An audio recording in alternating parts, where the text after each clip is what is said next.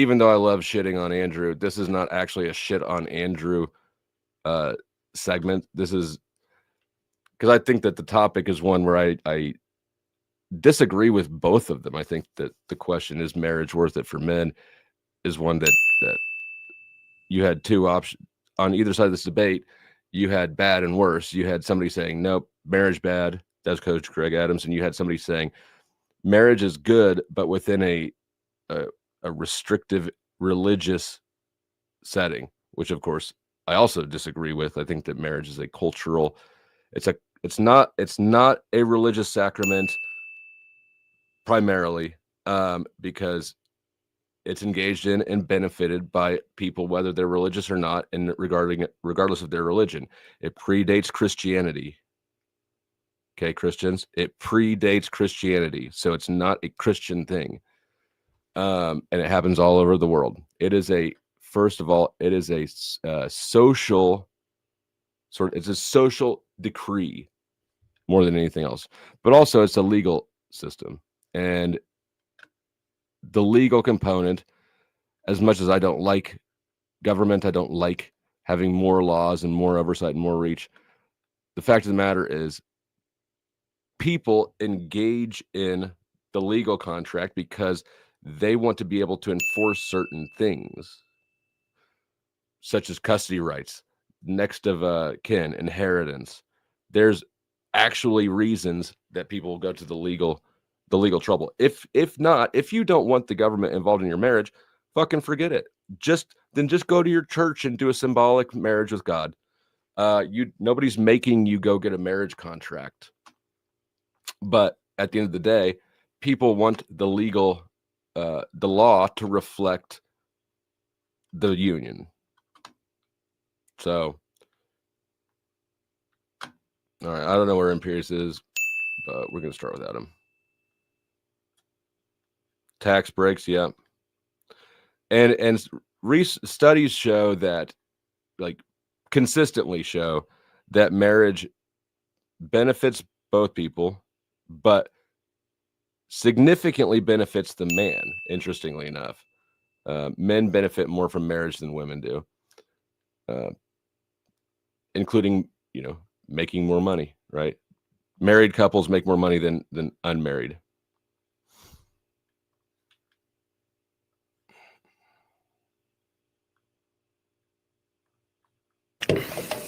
All right. Coach and Andrew Wilson in the same room. Well, why didn't I think of that? Have some. Yes, he did.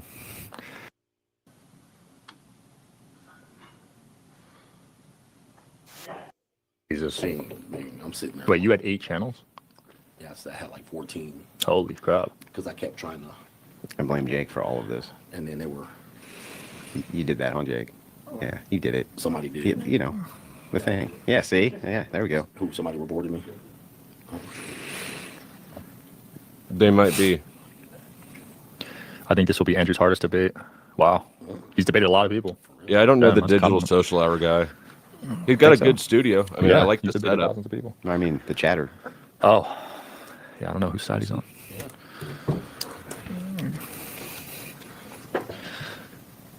I'll give us like 3 minutes, guys, just figuring one more thing out. Yeah, at first I thought that they were around, dude. We do have, I think, tequila and maybe whiskey. Oh my god, you want me to check? Tequila is awesome. Yeah, let me go check for you. That soda. Yeah. You want anything, Greg? No tequila for me. You want anything?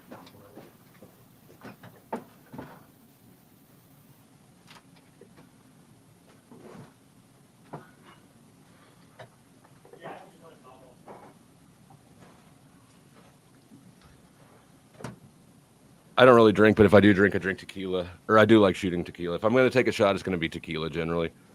But I'm a bougie guy. I like to drink coconut water.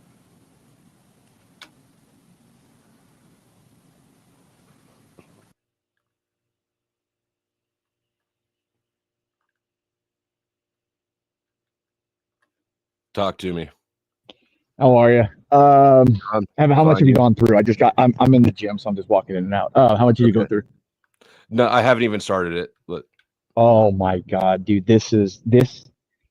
Okay, I'll put it this way. Like, I don't know if you can say it's a definitive like win for Greg Adams because he's not like a debater to where he could put everything together. But what happened is that with his how he acted, like he what he did was he treated Andrew like I kind of do. Like he's the nerd in high school and Greg's the cool kid. Like he just swatted Andrew away. Like, oh, Andrew's like, I can do that. It's like, oh, please, you're living in a dream. Let's get back to reality. Like he just swatted him away the whole time. Right. And that really pissed Wilson off because Wilson's used to his cult of gays, like worshiping every word he says as fact. So it got him really off kilter on his perception in the debate. Because remember, you could win a debate in a lot of different ways. Is that what happened straight out the gate? I kind of jumped around and I've caught chunks of it, but not the whole thing through. Well, yeah, I mean, straight out the gate, Greg Adams just kind of looked at look at how they're both appearing. Like bring up the picture and just kind of show the appearance aspect of how they're both presented. I mean, Greg's he's presenting himself in a look at what he's wearing, how he looks, his body language and stuff. Andrew is very he's a slouched over sweatshirt wearing frumpy guy with a hat. And so Greg's sitting there going, I'm a wealthy dude. I'm successful. I've done way more than you. And I'm going to treat you like a punk kid, like I'm the popular kid in high school. And if you remember, that's exactly what Nala and her boyfriend did on whatever and got him pissed off because it reminds him what he actually is. He was the nerd loser. What did they life. Did they do? I didn't see that. I mean, I heard a lot about they just pretty much when he told them like, oh, you should be doing this, they told in so many words, they said, but you're the loser weird guy. You're not popular, you're not cool, you're not gonna tell us what to do. And he got all upset, dude.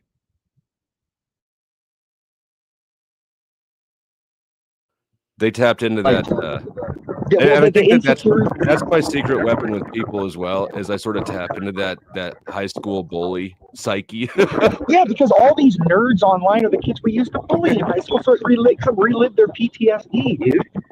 Like I can tell you were kind of like at least like in the upper group of like the cool stoner group. And like your audio. Hold on. Here, I'm gonna drop him off for a second. I'll bring you back up in just a second, but that audio noise was unpleasant. For the headphone wearers,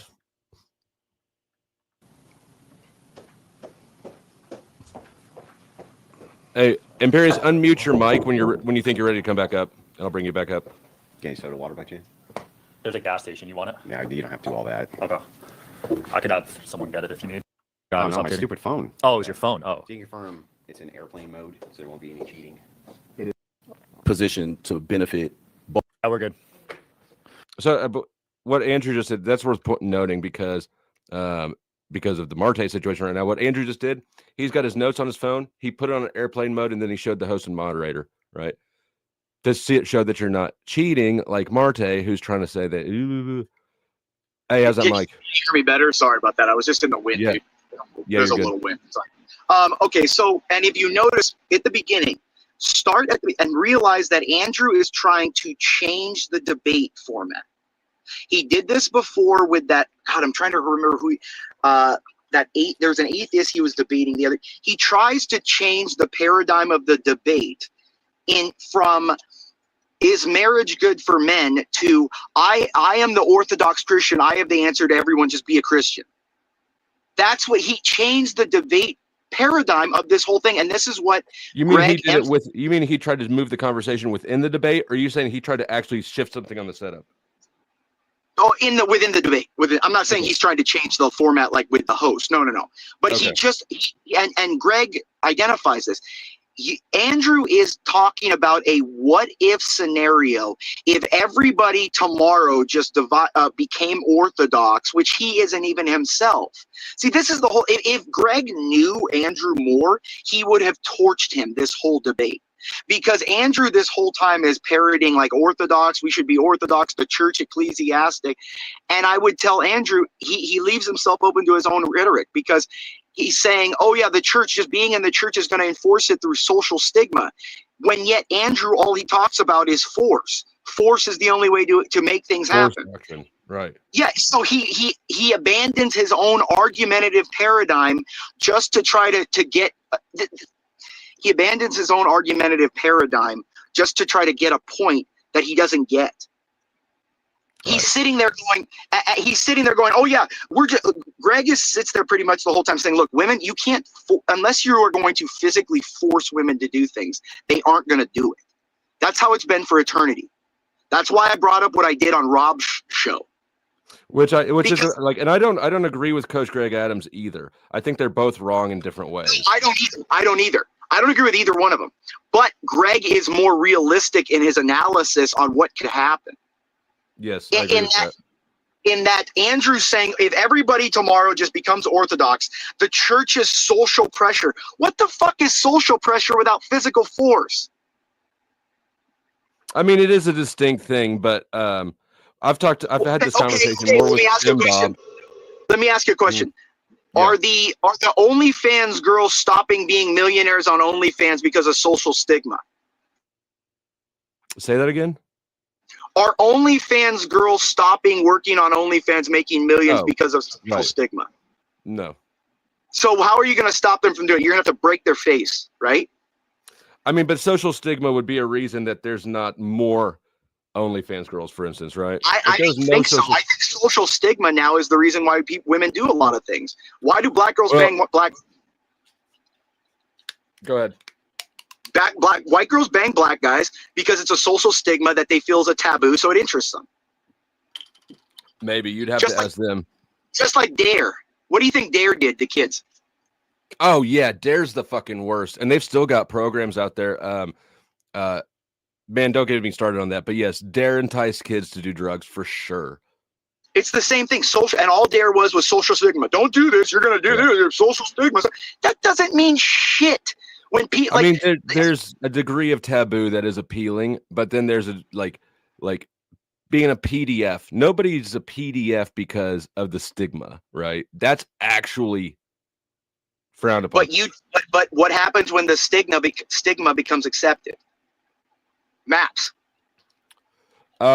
And I don't think that'll have. So I think the difference is with like premarital sex, you're never going to have the level of social stigma necessary to make it a prohibitive factor with premarital sex because everybody kind of wants to do it anyways, right? Whether they admit it or not.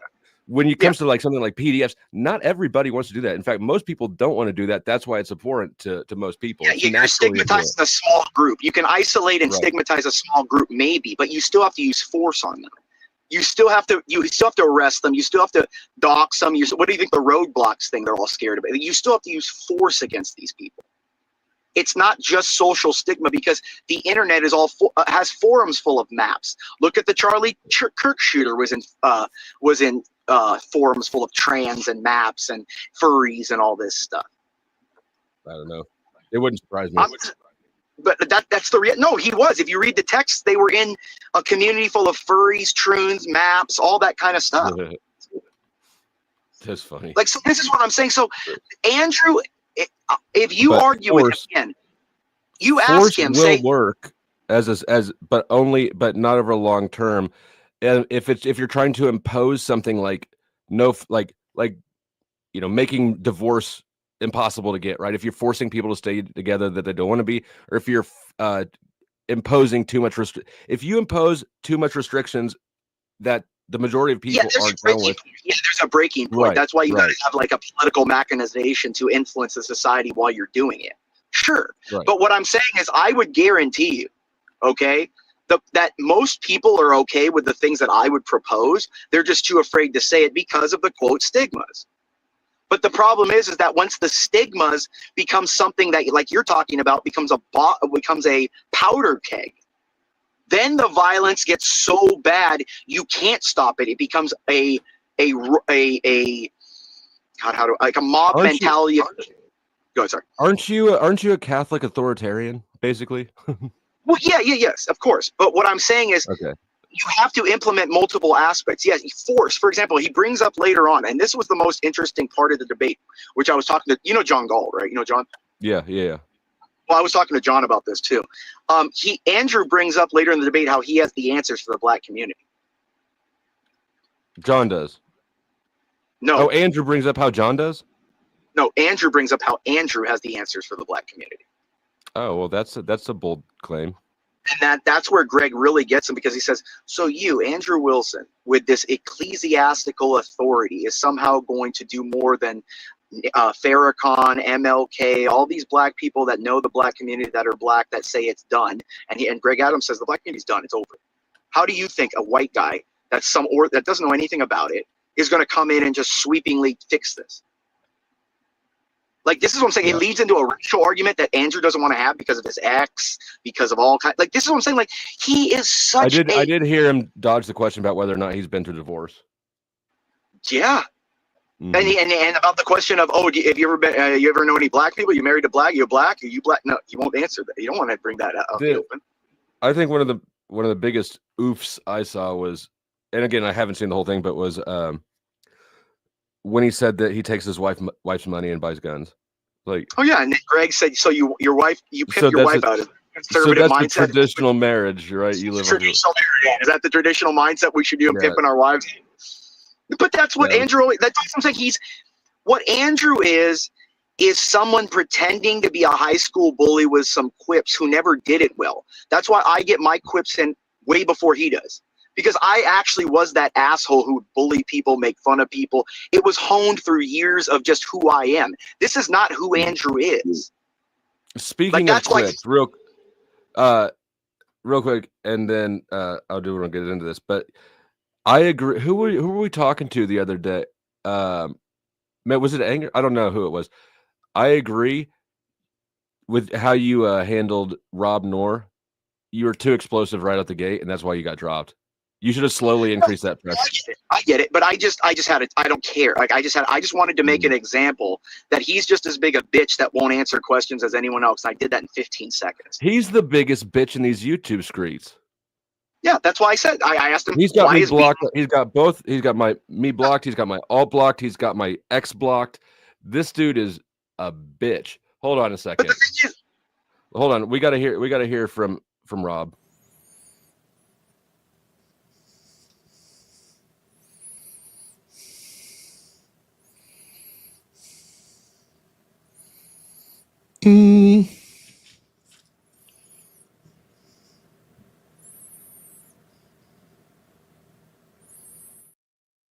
We're not going to listen to the whole minute of that, but no, I get, but that I mean, you heard what I did.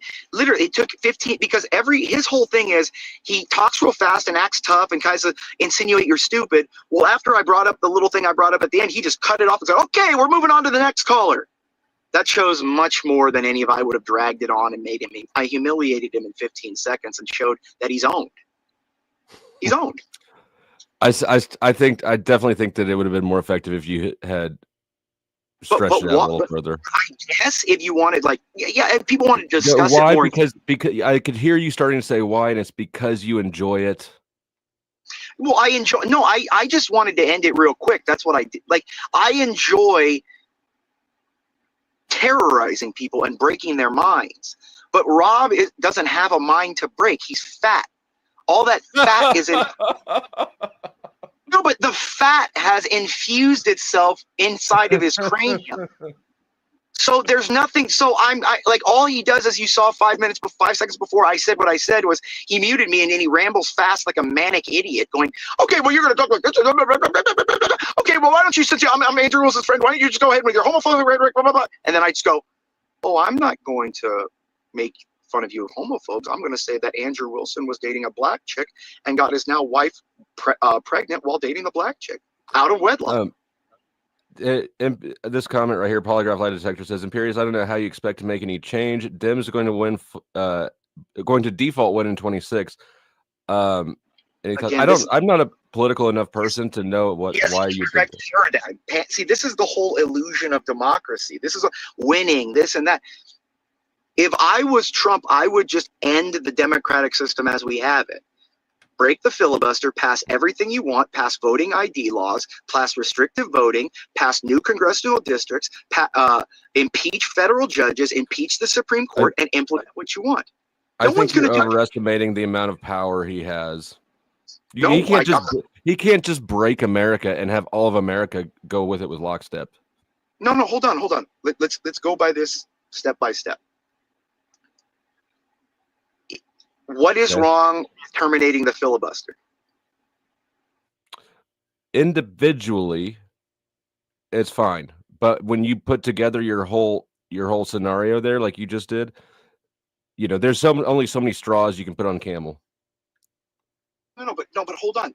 90% of the American public has no idea what the filibuster even is. Yeah, I don't mind the filibuster. I figure that the more time government spends not doing shit, the better off I am. I want them to do less shit. So no, I agree. I agree with you in that kind of Republican democratic system. Yes, you want a small, moving, inactive government. Sure. Why don't we just take away the democratic system? Do you know how many people actually? This is what I'm saying. You are, and I think many people are under the impression that somehow everybody wants a democracy or to vote and all that. Most people do not want that. They want to be told what to do and governed and just not have to brainlessly think about all this. I don't think we have a democratic system. I think we have the illusion of a democratic system. Exactly. So to me, what I believe is this. If you asked and most people were honest, they would be like, look, I'm fine with a king as long as he makes my life okay. Fuck that. No, but that is the reality of the human condition. Why is it better? This is my whole thing. I have no problem adhering and giving the power to one person so that the responsibility and the blame goes to one person instead of it being diffused through the system. And then everyone goes, what are you going to do? Change the system? Yeah. W Monarchy, I disagree with this comment, but the panel versus White Knight, that's my motherfucking job. I'm the White Knight around here. What the fuck? What I'm saying is this. Hold on. Let me just present to you this, Dusty. Okay. Let's say we have a king, right? And the king leads a country into a war that they get horribly beaten and all this horrible stuff. Everyone knows who to blame, right? The king. The king's going to die. Yeah. Okay. What happens when you lose and then in a democracy? What happens? All the politicians go, oh, it wasn't my fault. It was his fault. It was my fault. The system doesn't allow it. It wasn't my fault. And then everyone goes, oh, well, it's too big to change the system. We'll just keep voting. We'll just keep doing this. I agree. That's why I don't vote. It's nonsense, and it's a placebo activity. So to me, I would rather know who's at fault and have the anger of the populace on so that because remember, in a monarchy, there's actually more change more often than a democracy. That's what people don't realize. Yeah, probably. Change a monarchy because this is what democracy does. It feeds to the ego. It says, okay, why would you each have power? You're each a king. You're not going to give up your power when it's an illusion. And so it feeds off the ego of each individual pleb that John was just talking about his channel. Knowledge is dangerous to the ill-equipped and the stupid. When you provide knowledge and awareness to people who can't dig ditches, you're making a very violent situation. Stupid people are not meant to think about grander things. They're meant to live in the moment and do very simple things. Like the parable of the talents. To more that has been given, more is expected. To the least that is given, do what you can the most with what you've been given. Like, that's it. All right. Any final thoughts on the Adams on the debate here? Final thought. If you debate him again, or if you have a chance to, I suggest you use the weaknesses he's exposed himself to from this. You should really watch it again because I have 5 or 6 distinct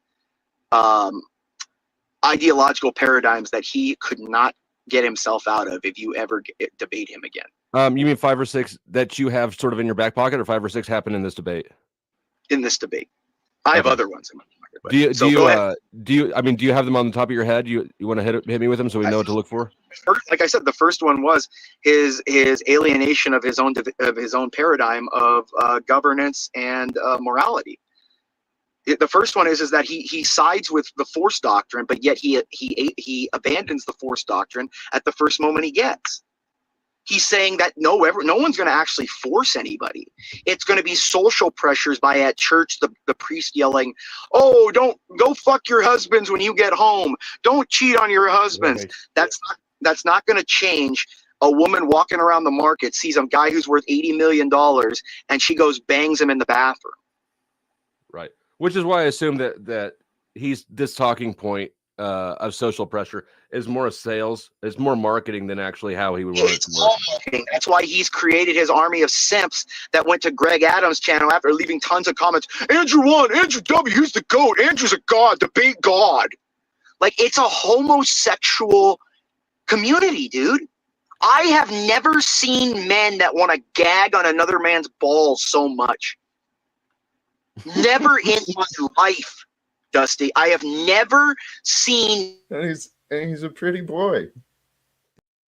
I have never seen men defend another man who they don't know, never interacted with, never spoken to, don't know anything about.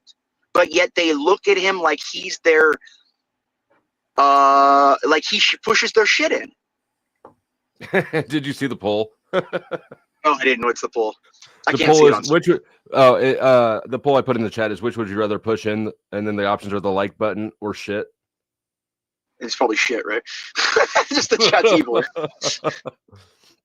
But All anyways, I got to go back to the gym. But yeah, no, I just want, if you have it stream later, if you're on later, I'll hop back on. But man, dude, you really should put this down and take some notes, because this debate right here should expose him to a ton of people just torching him. Right on. So, well, thanks for joining. Shut the fuck up. Take a hike, bitch. All right. Oops. What I do here? Where's my layout that I want? I hit the wrong layout. Un momento. Allow me to change this real quick.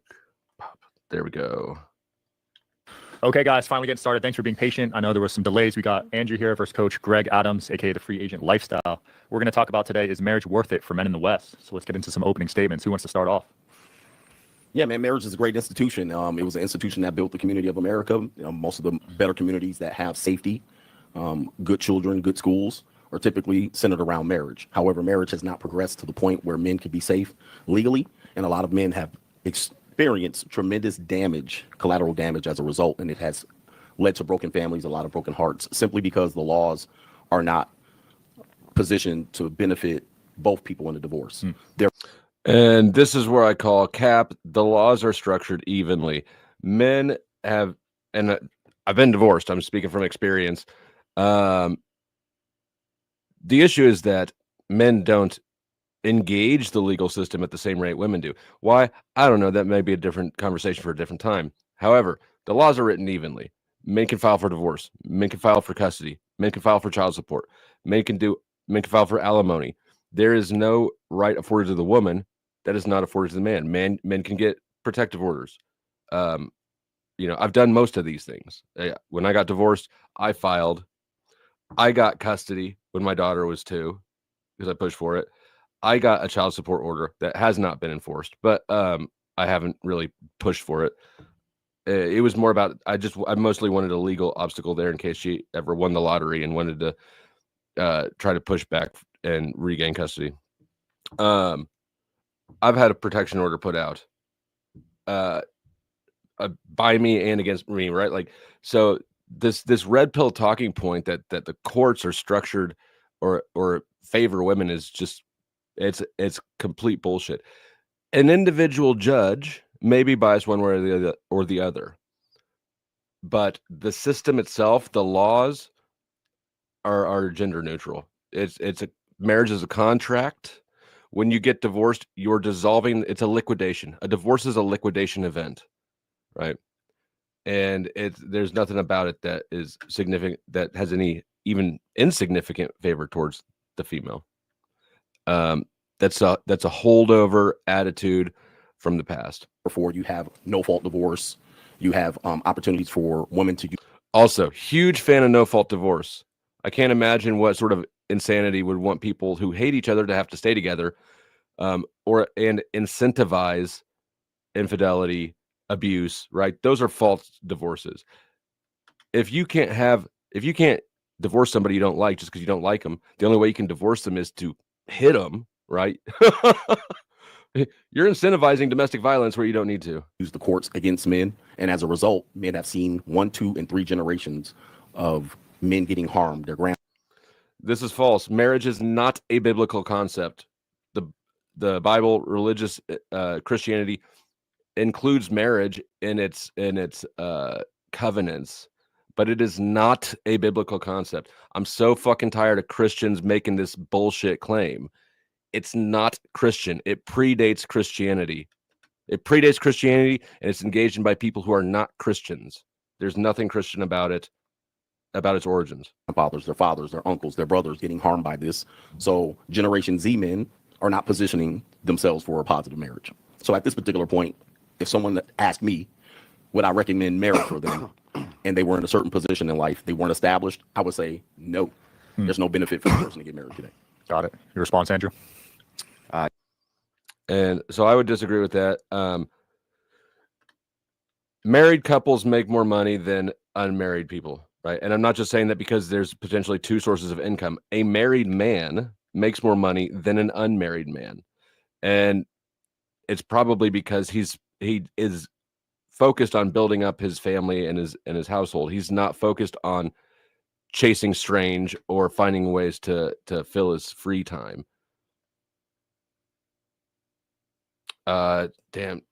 Also, when it comes to when to get married, Coach Greg Adams mentioned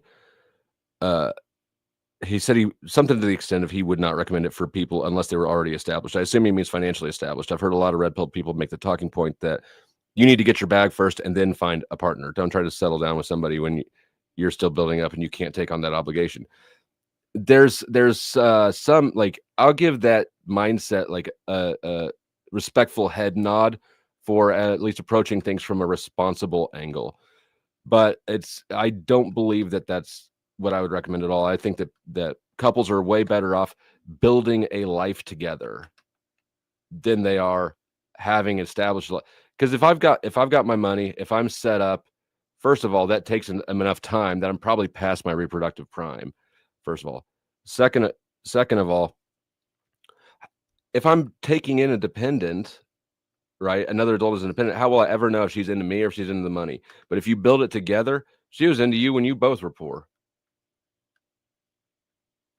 And then if you get divorced, if you guys build something together, you build a life together and it's successful and prosperous, and then you get divorced, she does deserve some of it, right? Like, Yeah, I didn't hear any anti-marriage arguments. I heard anti-divorce arguments. So I'm with you on divorce, 100%. Stream over. And But you agree. But it's a good thing that the topic isn't on divorce, it's on marriage. And it seems like you agree with my proposition then. And the proposition is that marriage, quote, is a great institution. Yep. And that right now your concern is that men can't be safe in marriage, but that's not actually what you're saying. You're not saying men can't be safe in marriage. They can. You're saying that they may not be safe in divorce. So I have a counter proposition. Big Nick says God predates civilization. Okay, fine, sure. Give me some evidence. Marriage is a provision that God supplied. Does he supply it? If you point at Adam and Eve, he doesn't speak on marriage at all there. It's not a secular invention. Okay, so here's the thing. If God exists, then everything is a Christian institution or a religious institution. Every single thing in existence. So saying that marriage is a Christian institution isn't saying shit under that paradigm, because literally every fucking thing is, including divorce. God created everything. But there is no evidence that, you can't provide me any proof, certainly not proof. Your evidence might be circumstantial at best for God's existence. But I bet you don't even really have that. And as far as, is it a Christian institution? Okay, God predated Christianity, sure, if you want to do that game. But we know that there's a definite start point for Christianity, the religion. There are definite start points for marriage that predate Christianity. So again, if you want to play the mind game, well, God created everything. Okay, then you basically saying something is a religious institution is not saying anything, because everything is. Right. So you might as well pack up that claim. The other thing is that as far as the specific religion of Christianity, for fucking sure, marriage is not a Christian institution. That is not its origin. proposition for you. My counter proposition is, what if it's the case that you can use religious marriage institutions without the state? And then we add the ecclesiastical structure of the marriage. That's what my counter proposition is, what if it's the case that you can use religious marriage institutions without the state?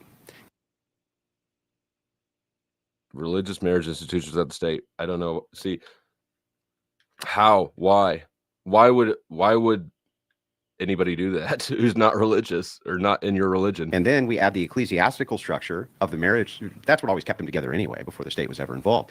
So what if instead we use the ecclesiastical church, the structure of the old churches? That would be Catholicism and Orthodoxy, where you see the lowest divorce rates, because the community puts pressure on the women to act right. That's what they do. Right now, the state. The Bible is a Christian text.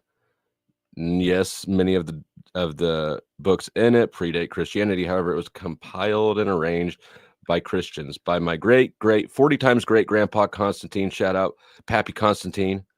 So it is a religious book. Like, the only place you've got left to hide with this whole line of talking is to say that it's a Jewish institution, because it's not a Christian one, and the Bible is a product of Christianity. Applies no pressure on women to act right? You can just go and file whatever you want, get a divorce, and go be banging the neighbor by the next night. We totally agree on that.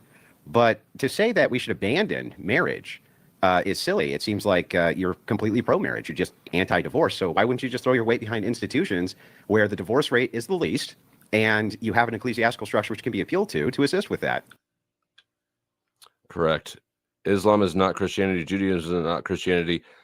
Do you think that marriage is a Jewish institution? Did the Jews develop marriage? Because that's an argument we can have. That's what Christianity sprang out of. I never said it was an Islamic one.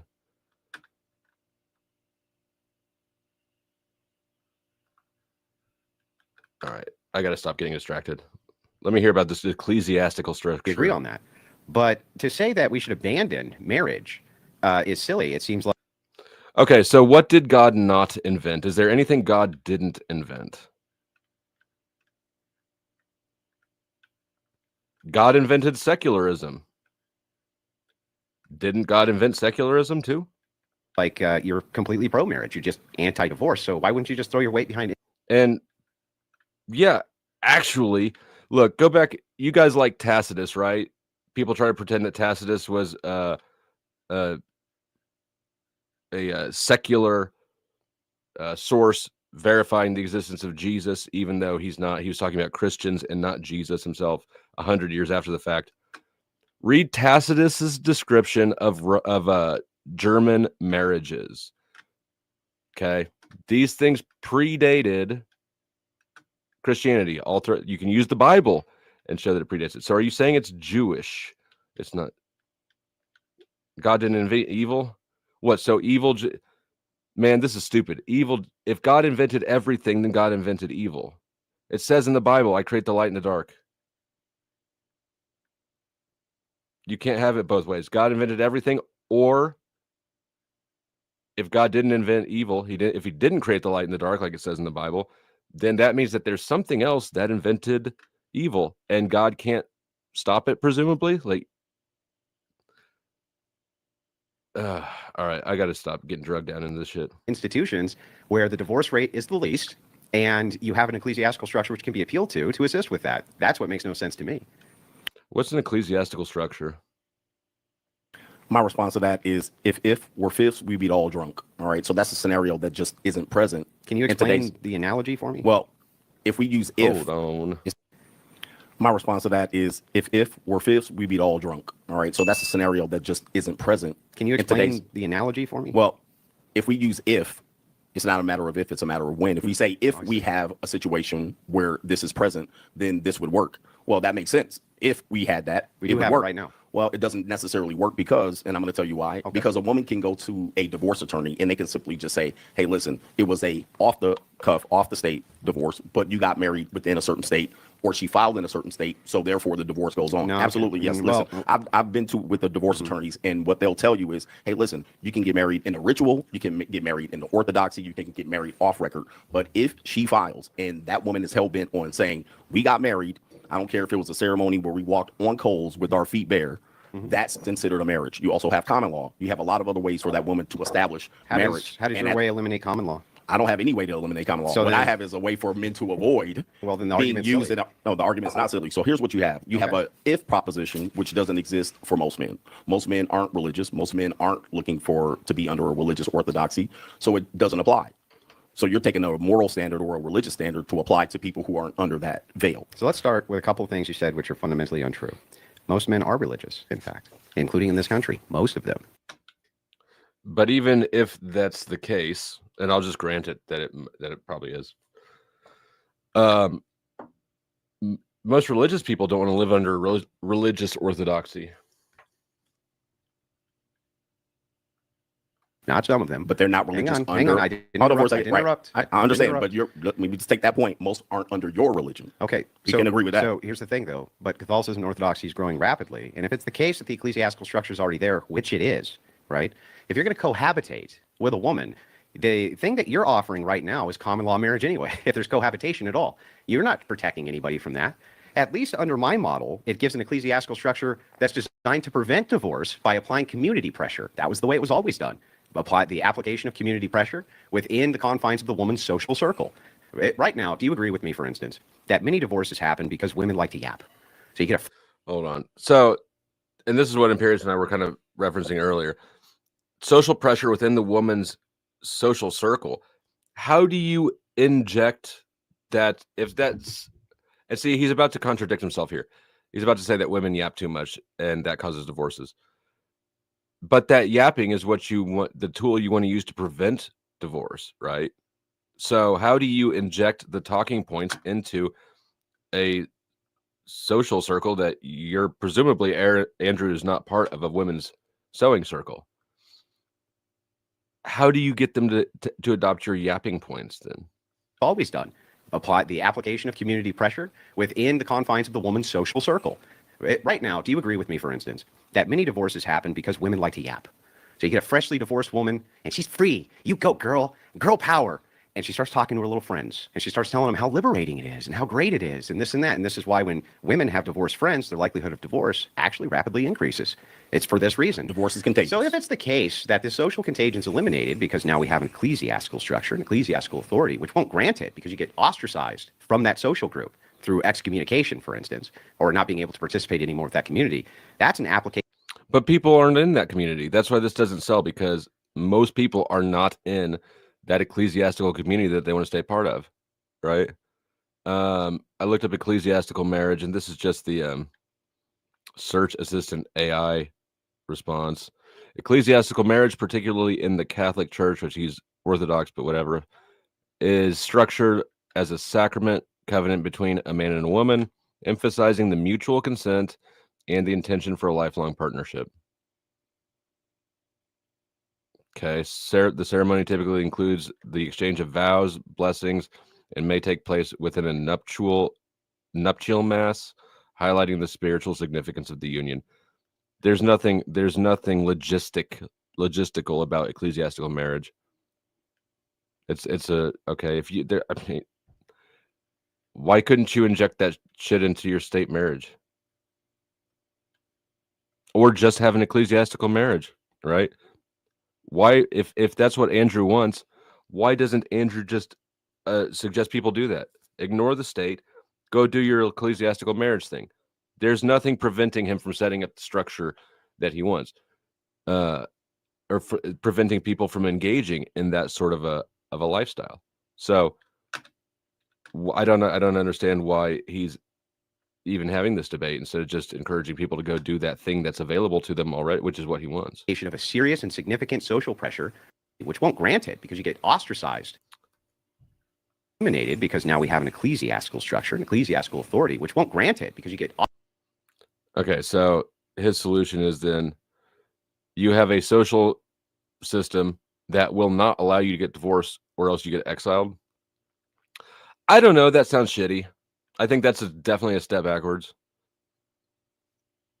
Ostracized from that. Especially since part of the issue with, I think, in our society is that we infantilize people way too long into adulthood. People are in their 30s before they're getting married and thinking about starting a family now. That's a little bit late for that. I think that we need to move that back so that people start adulthood earlier. Honestly, if it were up to me, if I took over the world, I would do away with high school. I don't think that you need it, and let people just start their life earlier. I wouldn't. High school, college, these things would not be mandatory. They would be, like, let's be real. Type of 1 in the chat if you think high school really contributed to your life. You're right, to your understanding of the world. Put a 2 in the chat if you think high school is just a way to babysit young adults. That's what I think it was. Social group through excommunication, for instance, or not being able to participate anymore with that community. That's an application of a serious and significant social pressure, which can do the very thing you want. Bring back. I agree. Where to go? Religion supports infantilism. Yes, it does. Yes, it does. That great institution, absent the state, and it avoids this whole problem of common law marriage. Because if it's the case that you can be common law married anyway inside of a state, and they can get grounds for divorce on that anyway, then we actually need to have some social pressures to prevent them from doing that. So it sounds like we agree marriage is awesome for men. Divorce is terrible for them. So it seems like we should be attacking the divorce structure here, and it doesn't seem like you actually have anything to do that other than just avoid the thing that's great for you, because this other bad side effect could happen. Sure, that's so like smoking cigarettes. So why don't we attack the bad side effect when we have the mechanism to do it? It's not if, we can do it now. Okay, right so like smoking cigarettes is the same analogy you're saying. Okay, here, cigarettes in this situation, we obviously know it has negative side effects, so you would avoid it. Now, here's the issue that I have with it. It sounds great on paper, but we can't travel to the land of make-believe. It sounds great. The majority of people probably wouldn't do it. And if you ask a guy, which this is an important part, they're not even prepared to even talk about that. They don't even know what divorce laws are. So you're asking them to travel to the land of make-believe under a marriage system that small percentage of people use. No one uses it today. You might have said they used it to the past. Today, that doesn't exist. So we can't travel to the land of make-believe to make marriage work for you. It might work in your marriage, but it doesn't work for the greater structure. Your argument here contradicts itself, because on the one hand, you say men don't know enough about marriage, but my assumption is that your mission is to let men know about marriage? Absolutely. Okay, well then, I don't understand how it's the land of make-believe if you can let them know about this, but I can't? Sure. Right, so you can offer that. So if I am, it sounds like I'm offering a real alternative to what you're offering, and here's what you're offering. Men, marriage is great. It's a great institution. It's the best for children. These are your words. In marriage, right, men seem to thrive. Their health seems to thrive. Everything seems to thrive. You're saying, well, the problem is that divorce rates are high, and they are. However, there's a few things there that you haven't covered. One, it depends on demographic too. For instance, if you're black, it's going to be way worse than if you're white. Correct. Okay, way worse. And also, socioeconomics matters, right? Demographics in general matter. So you can do a lot, actually, including prenuptial agreements. You can have a prenuptial agreement with the ecclesiastical authority without the state even involved, and it seems like that would mitigate your risk to damn near nothing. But it doesn't, because the state doesn't get involved in anyone's marriage or divorce unless requested. That's worth noting. Somebody has to request the state's involvement in these things. So I just lost my train of thought. Oh, yeah. So what Andrew's proposing, again, you don't really need to do anything to the existing system. You don't need to change it at all. People are free to go live their own ecclesiastical marriage life if they want to, but the thing is, people don't want to.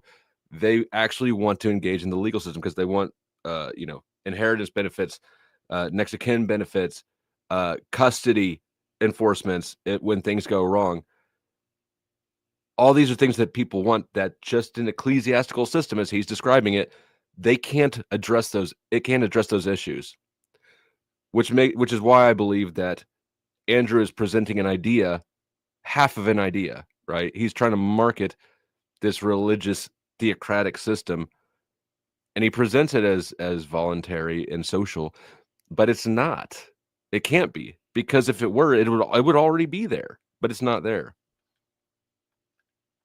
You said if about 50 times So did today. you. Now, here's what I'm telling you. I'm telling you when, all right, we're already in this system. You're going outside of the system to create a scenario for me to argue What against. system are you going outside of? We're talking about marriage. Alimony goes both ways. Men can be entitled to alimony too. Typically done with the state. Almost everyone does it this way. Typically, so now it's you're not. And for the record, alimony really ain't a big thing. There's not a lot of people paying alimony. Most divorces don't pay alimony. I never paid any alimony.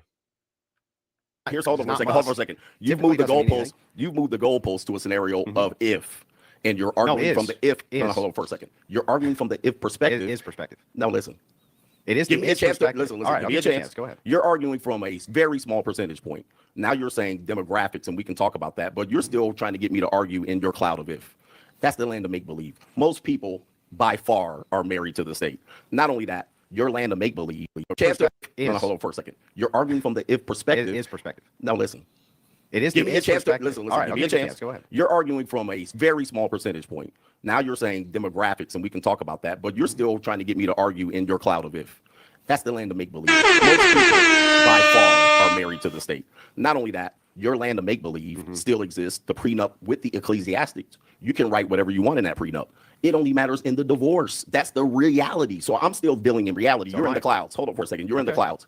So let's take the demographics. Okay. In your scenario, it sounds like, which would be fair, your primary concern is with white people. No, it's with Hold all on for a second. You said with black people, the demographics. Hold on, I had a criticism, but it may be premature. Let me see what he has. The chance is higher. Yeah. So have you discovered the ecclesiastics approach to black people married within this? Yes. However, their demographics, economics, which all do affect marriage, has nothing to do in the land of the clouds or the make-believe with ecclesiastics. It's all going to boil down to in the law.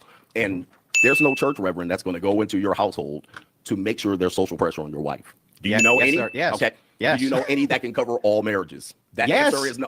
Yes. By the way, when you keep Are we in reality here? I'm or are we in trying- the clouds? when I mean, you're- we're when not you're- arguing I was anything just trying- legitimate. I was just this trying is this is in the land of make believe. Well, when I'm allowed to respond, let me okay, give me know. a second. Go Let ahead. me finish this point. Go ahead. You're imagining. Your imagination is great. John Lennon would be great. You know, you would be proud of you at this particular point. But I'm imagining all the people. You're imagining all the people under a situation and a structure that you brought in here. All right. But the state highly governs this, and the state highly governs divorce. I'm dealing in a reality situation where I'm trying to counsel men to give information to. The best thing you've told me is that you're. Yes, that's the crux of it. That's the crux of it. And again, I don't support the red pill Greg Adams thing. I actually believe, I don't know. I'm like right in the middle. Neither of these guys present good options, but Greg Adams just decimated. I mean, like he found the issue and just hammered it home. That is the issue. This is all an imaginary construct that doesn't apply to reality that we're living in. People aren't there. If that system were better, there's literally nothing stopping people from doing it voluntarily. However, people aren't doing it. Willing to give men the option to do this. Are they willing to all do this option? The answer is probably not, just like they're not willing to do what I'm telling them to do. However, we're both attempting, which is a good thing. It's noble. However, your situation rarely exists.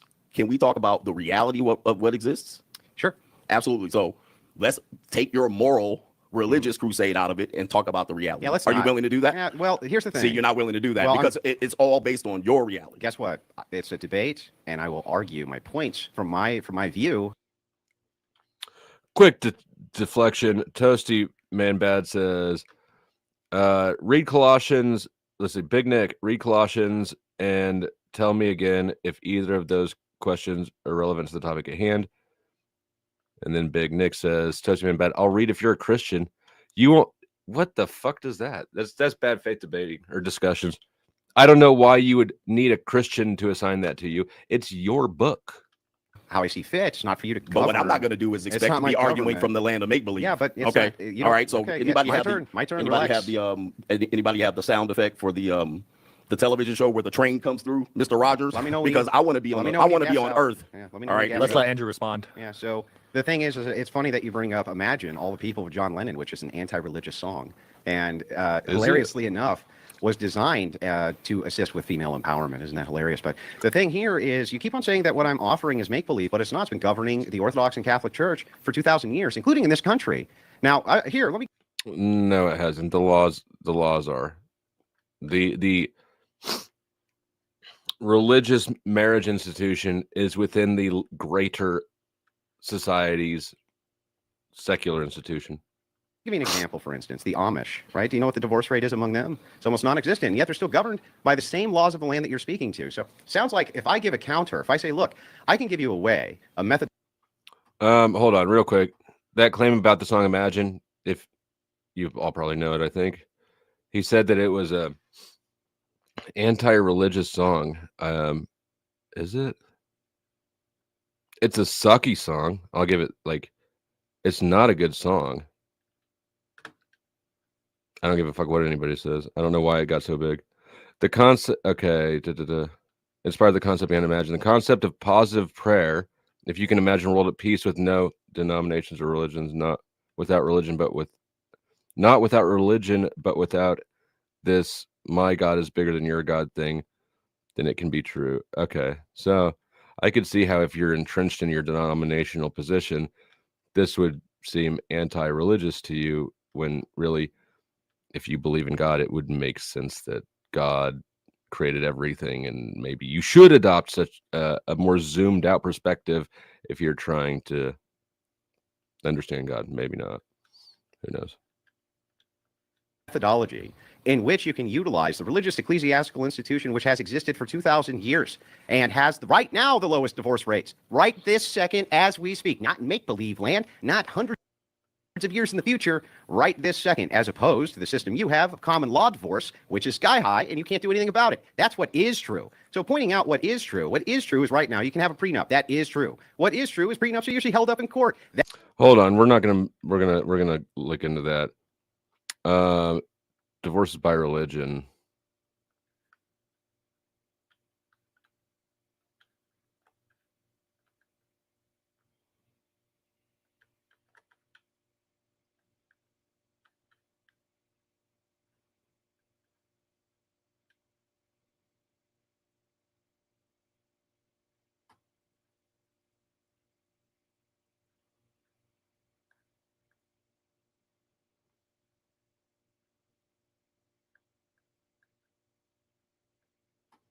Women file for divorce 69% of the time. That's significant when understanding the divorce landscape from men versus women.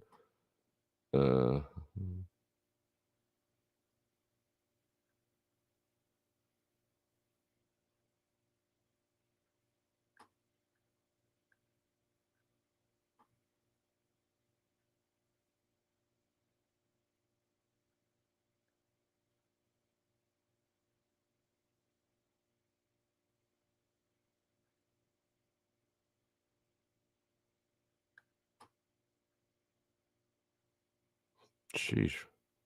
Shouldn't be that hard to find this.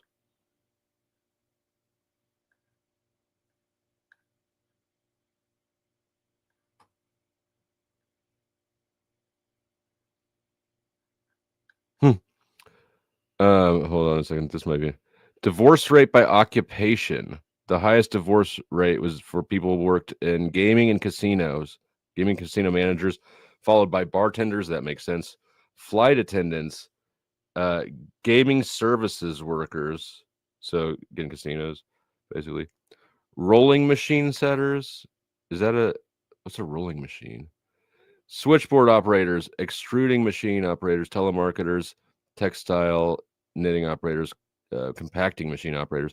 This gets granular into the thing, but casinos, gaming, bartending, that makes sense. Divorce rate by religion. This is it. Let's see.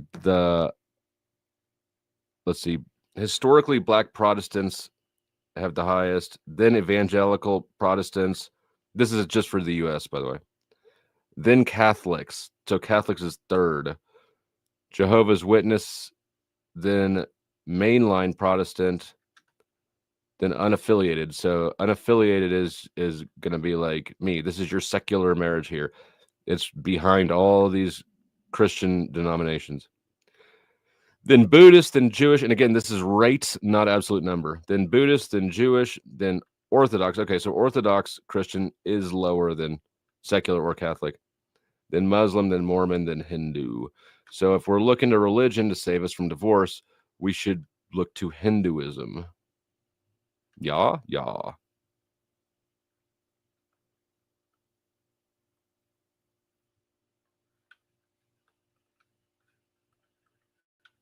That is true. And the reason it's lowest in Hinduism is because they have a higher incident of arranged marriages, by the way. Is true is that you can have a marriage outside of a state because it's a religious institution anyway. You never have to have a license with the state. It's never been necessary. And if you do, the only way that that can be done is if it's sacramental. And if it's sacramental, it's governed now by the church.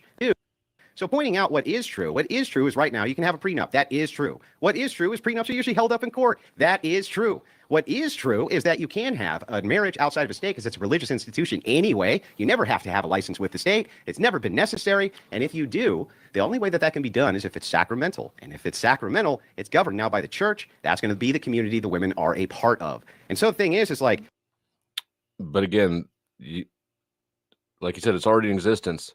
But your ecclesiastical sacramental marriage is within the broader country's secular one.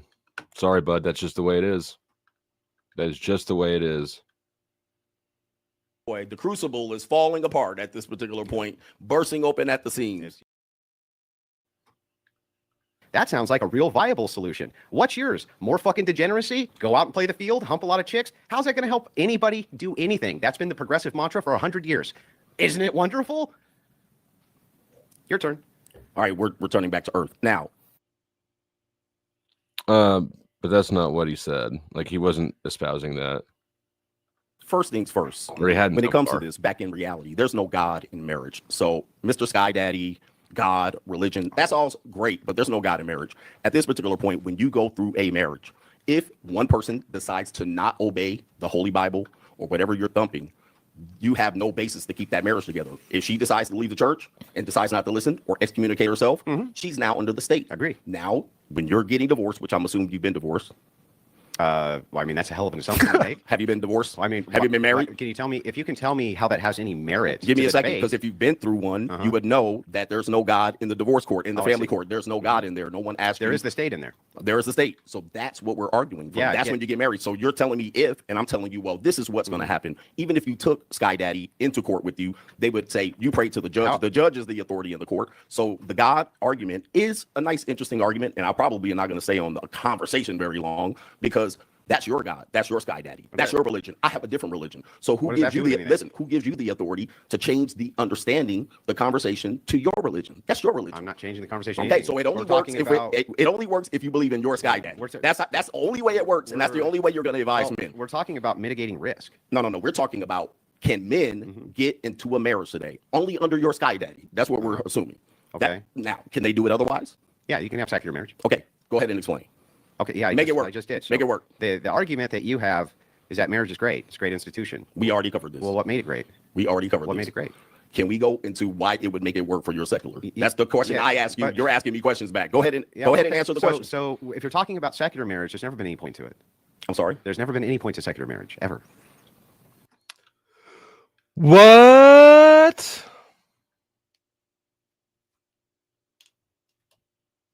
There's never been any point to secular marriage. Then why the fuck do secular people do it so much?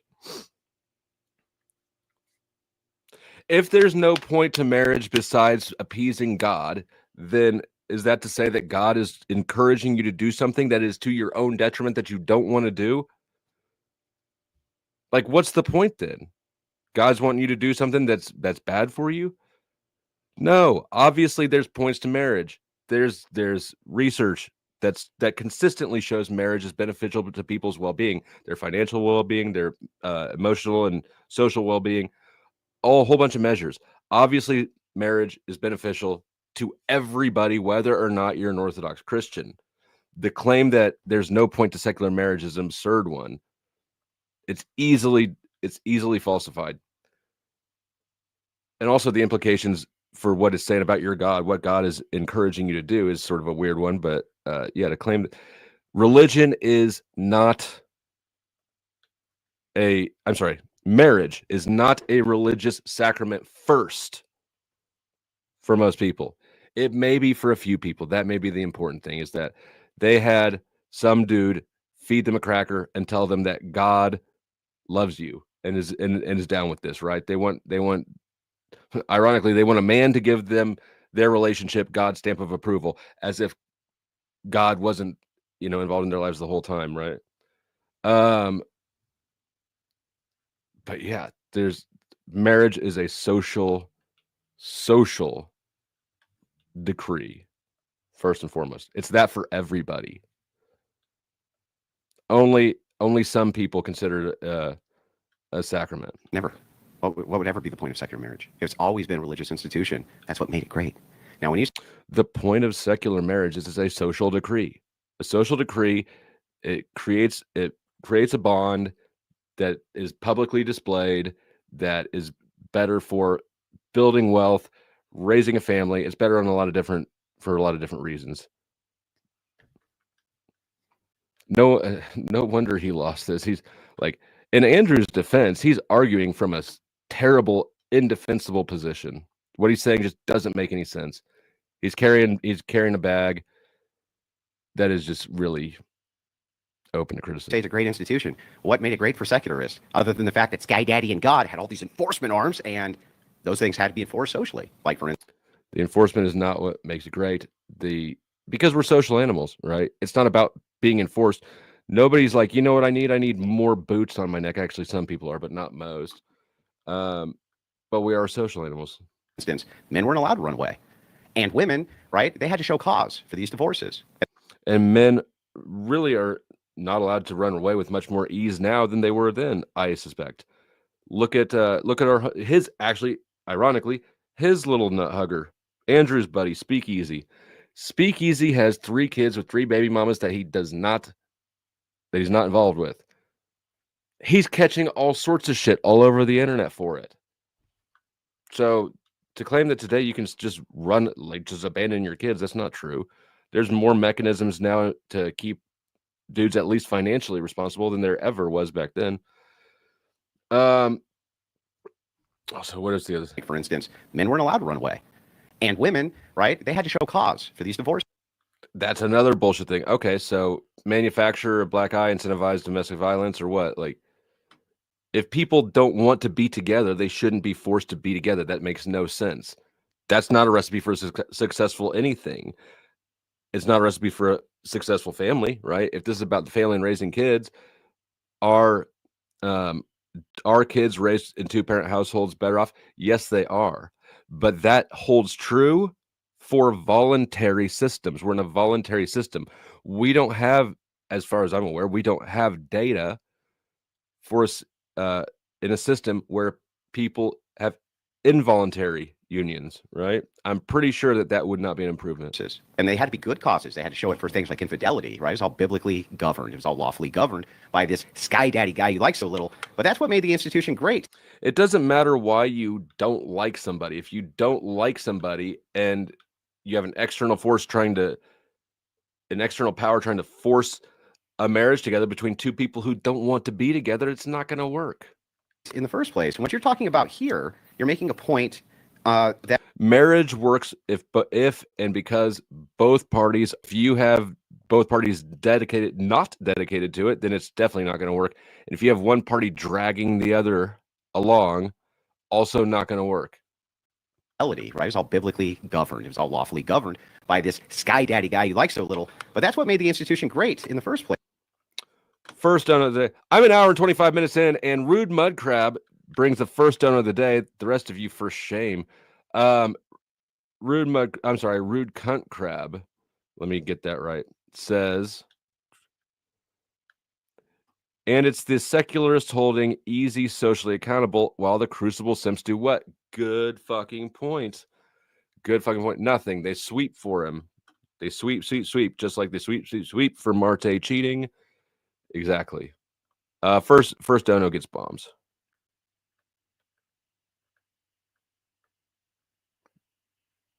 When you hear the sirens or anti-aircraft guns, you must get under cover at once.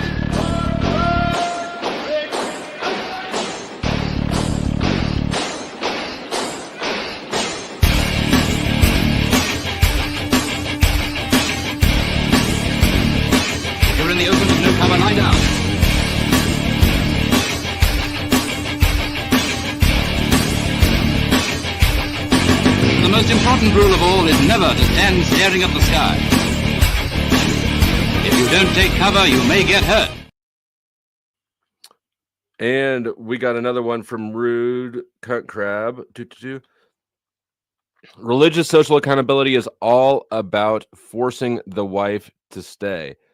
Or the husband, right? It's about forcing either. It's about force, though. Forcing one of them to stay. I don't know that it's specific. If it's more focused on the wife than it is on the man. I think that it forces both of them, right? In practice, the application of that forces would be on both. The talking points, though, do tend to fall in line with the red pill narrative, the manosphere narrative that women are allowed to leave us, and take all our money. So the talking point does focus on forcing the woman to stay, but in reality, I think that it would be applied equally to both parties. Anyways, thank you for the dono, Rude. Always remember to stack that bread, neighbor. Money, cash, hose. I'm about my paper, no cap. No cap. The rest of you, if you like me streaming during the day better than at night, donate, because this is why I stream at night better, or at night, because for some reason day shift people don't donate. So what you're talking about here, you're making a point that divorce is bad, and yet I agree, divorce is bad. So what we're really talking about is how do we mitigate the risk for divorce? And we have two different methods here. Well, the conversation is marriage good for men. That's the conversation. But it is. We already said it's good for men. That's not even a dispute. And now, how do we make it better since they're avoiding it? Since men or women are avoiding it. It sounds like the thing that you think makes it bad is divorce, Yeah, not you're marriage. probably right. Correct. Then we need to mitigate divorce. We're 15 minutes in, and we are in the land of reality. Well, what the fuck is wrong with my audience then? You saying that you people aren't drunk during the day, only at night? That's bullshit. Get drunk all day. Y'all need to start drinking. You finally called out. Can you tell me how time. we can get to the secular marriage? I mean, I've given you a chance. So you're dragging your feet. So again, secular. There's never been any point to secular marriage ever. Now listen, marriage is for child creation. It would be great for child community and all of these things. And now listen, by the time the religious aspects got into marriage, they were chopping people's heads off and burning Bibles. So let's. I'm sorry to hear that, Texas. I'm not sure what this has to do with the whether or not marriage is good or not, right? Like, you married a bad one. I also married a bad one. It wasn't like that. I didn't. My marriage was short and fast. And now Katie and I, we've been together long enough. We probably are a common law marriage, but I filed our marriages jointly, right? But we didn't go through the religious stamping ceremony, right? So, yeah. But my point is that a bad marriage doesn't negate marriage. Listen, I know we want to take it back to the past and act like the past was better, but there's always a negative part of the past. If you go back and you look at the English, this has all been there. People were getting their heads chopped off. The Crusaders were doing their things across countries, and they were spreading Christianity through threats and violence. Now, that's what you're trying to uplift. That's what you're trying to uphold. I don't even know what the hell you're talking about. You wouldn't know what I'm talking about. That's where you're lacking. I have no so idea. Catch up. You're sitting in the What cross does of me. Crusades have to do with divorce? That was when your holy marriage was the best marriage that you're trying to go to. Now, listen. In the 1950s? Were we crusading in the 1950s? No. What the hell are you talking about? You talked about the institution of marriage for 2,000 years. Yeah. Sir, do you need me to catch you up on what you're talking about? You're having trouble keeping up with me. You're having trouble keeping up with me. You said 2,000 years ago. And I told you 2,000 years ago, they were chopping people's heads off. Which has what to do with anything? I need you to catch up with me, sir. Okay. If you want to take things back to the past. All the people watching during the day are on welfare. That's why. Is that true? Is that true, Day Shift?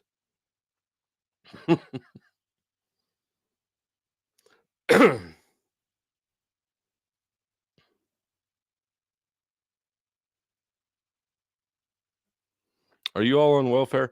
I just got a Cash App just from Sara. Thank you, Sara, for the Cash App. Game's over, losers. I have all the money. Compare your lives to mine and then kill yourselves. D4, bringing out the big nuts. I hope we all find someone that loves us and accepts us for who we are. Agree.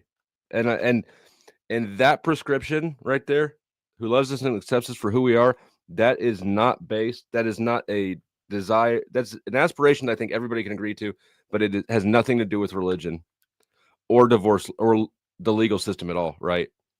What it has to do with is the sentiment of the people involved. That's the important part. That's what makes a marriage strong, and that's what makes the institution of marriage a good thing at all, is because it's built on that sentiment that D4 is saying right here, that they care about each other, that they accept and love people for who they are, right? It's not built on laws forcing people to stay together.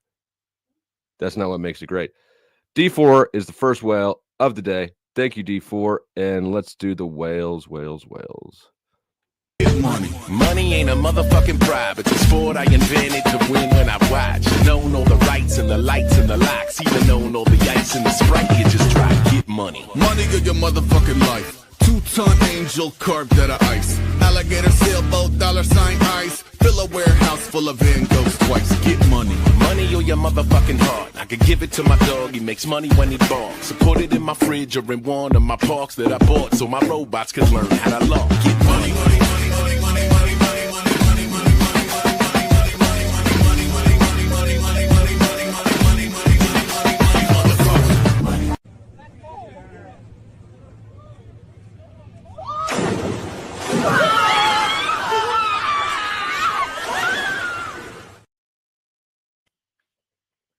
All right, Trippy, I see you. I'm about to pop up with my Discord. Let's carry on with this. To accept everything as the past. You can't just cherry pick.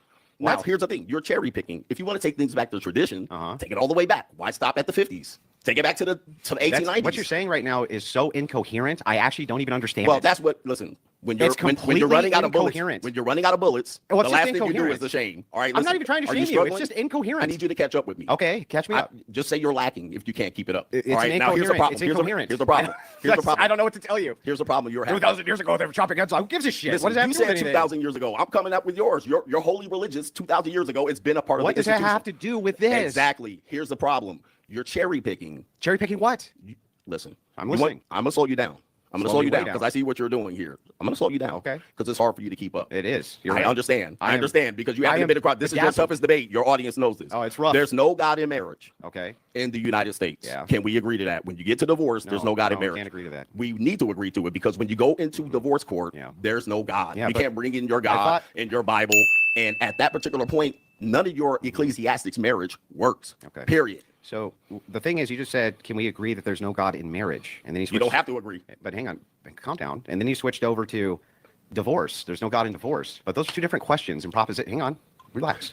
The second thing is that me saying that what made marriage a great institution is this whole Sky Daddy character, and that the institution has been in place for 2,000 years, and it's been. Hang on, calm down. And it's been a strong institution. I'm not actually sure how tying in.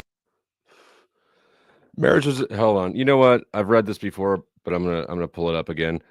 Tacitus on marriage. It's not the Sky Daddy component is he's attributing the wrong thing to marriage, to what makes marriage good. There are a number of things Sky Daddy might add a layer of support to it, but it's definitely not the source of what makes it strong. Let's see. Share this tab instead. All right. Germania, one of the smaller works of Tacitus, probably written between 89 and 99 CE, contains lots of information about the Germanic tribes. Let's see. So this is a non-Christian society. Germanic women got married late, and so did, which back then late, I don't know what that means, but probably, getting married late 2,000 years ago probably means like 16 or 18 or some shit. Germanic women got married late, and so did young men. Until then, they lived clean. The dower was brought by the husband to his wife. These were not valuables but oxen, a tamed steed, and equipment, a shield, a framia, which is a kind of spear, and a sword. Such gifts were to remind the woman that she would share all hardships with her husband, even wars. Tacitus recalls the tradition according to which women often brought to order the broken order of their husbands by putting their breasts on them. During the battle, they were also the closest surroundings of the warrior. They treated his wounds and encouraged him to fight. Men only had one wife, while women in some tribes, even after the death of their spouse, could not remarry. Adultery does not happen often there. It was punishable by cruel punishments. I don't know that I'm supporting that, but I'm just saying this is more conservative than the conservatives, right? The Germans regarded it as a crime to limit the number of children or abandon unwanted ones. It happened very often in Rome. So Romans abandoned their unwanted children. The descendants were breastfed by their mothers, whereas in Rome they were usually taken care of by special nurses, which made them robust. The description of the idealized marriages of the Germans is one of the many fragments of Tacitus' work, clearly indicating the great historian's desire for rebirth in Roman society at the turn of the 1st and 2nd century CE, of morality from the time of the Republic. Blah, blah, blah. So basically, Tacitus, who lives in Rome 2,000 years ago, which is where Christianity came from, he's saying, man, we got to go back to this other moral system. And that at the time they cut people's heads off, what that has to do with the fact that in the 1950s and 40s, you still had 95% of these marriages staying together. This is not ancient history. This is not even early American history. Hang on. That's in your. Jody D sends $5, says, please don't get fussy. The fussiness has been averted. Although I do need to eat some food. I wonder where Katie's at. Katie, if you're listening, do we have any food?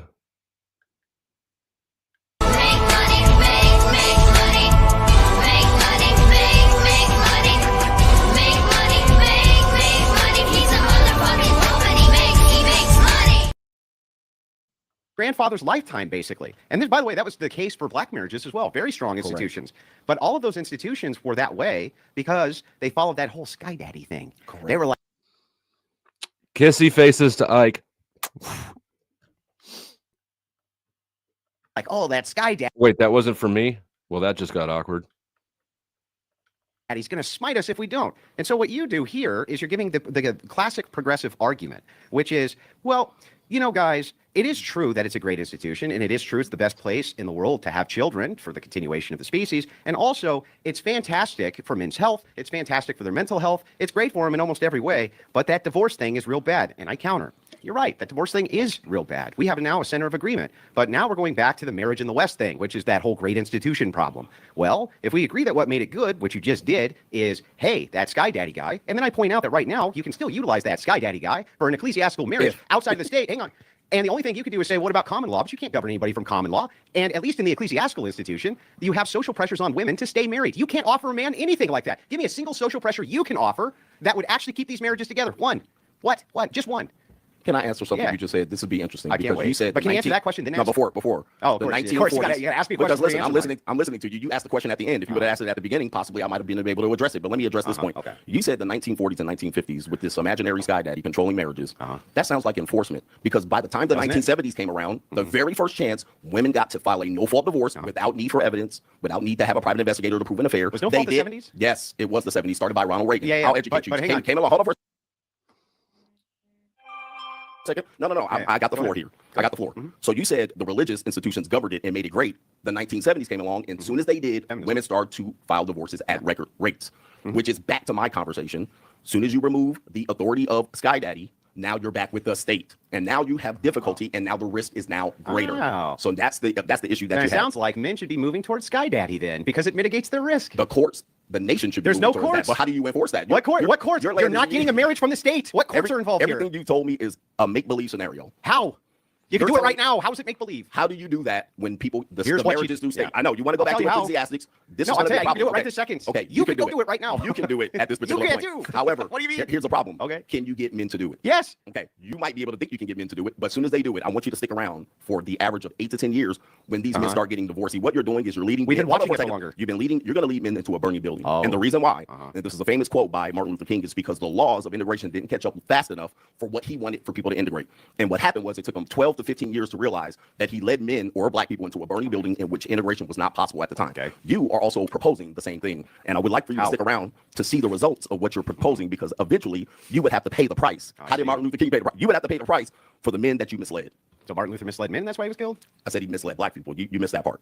He said, okay, let me repeat it because you're slow. All right, you definitely are slow, Neanderthal. Sure. Let me tell you something. I'm dragging Martin Luther King said specifically, related to black people and civil rights, I'll speak slowly for you, that he believed at the end, he led them into a burning building. I'm going to speak slower. The reason why is because the laws of integration did not catch up with what he would like to present.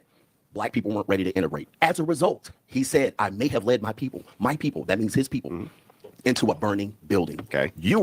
I would like for you, under your scenario, if your movement takes off, to see the results, because it took Martin Luther King 12, 15 years to see the results of his efforts. You're proposing something very extreme that majority of people aren't going to do. But let's just say because you like to hide in the clouds of make-believe, if this works, I would love to see you represent these men in a divorce when they get their head bit off by these so-called women that are forced by Sky Daddy to stay in these marriages. Really, like, I don't even understand.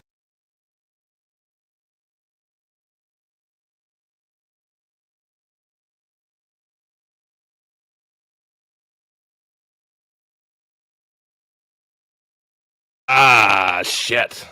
What I said there was brilliant. You missed it. It'll never happen again. Let's see. Thank you, Donna, in Austin, for the Cash App. She sends $10 and says, throughout history, wasn't marriage often a ... Wait for it.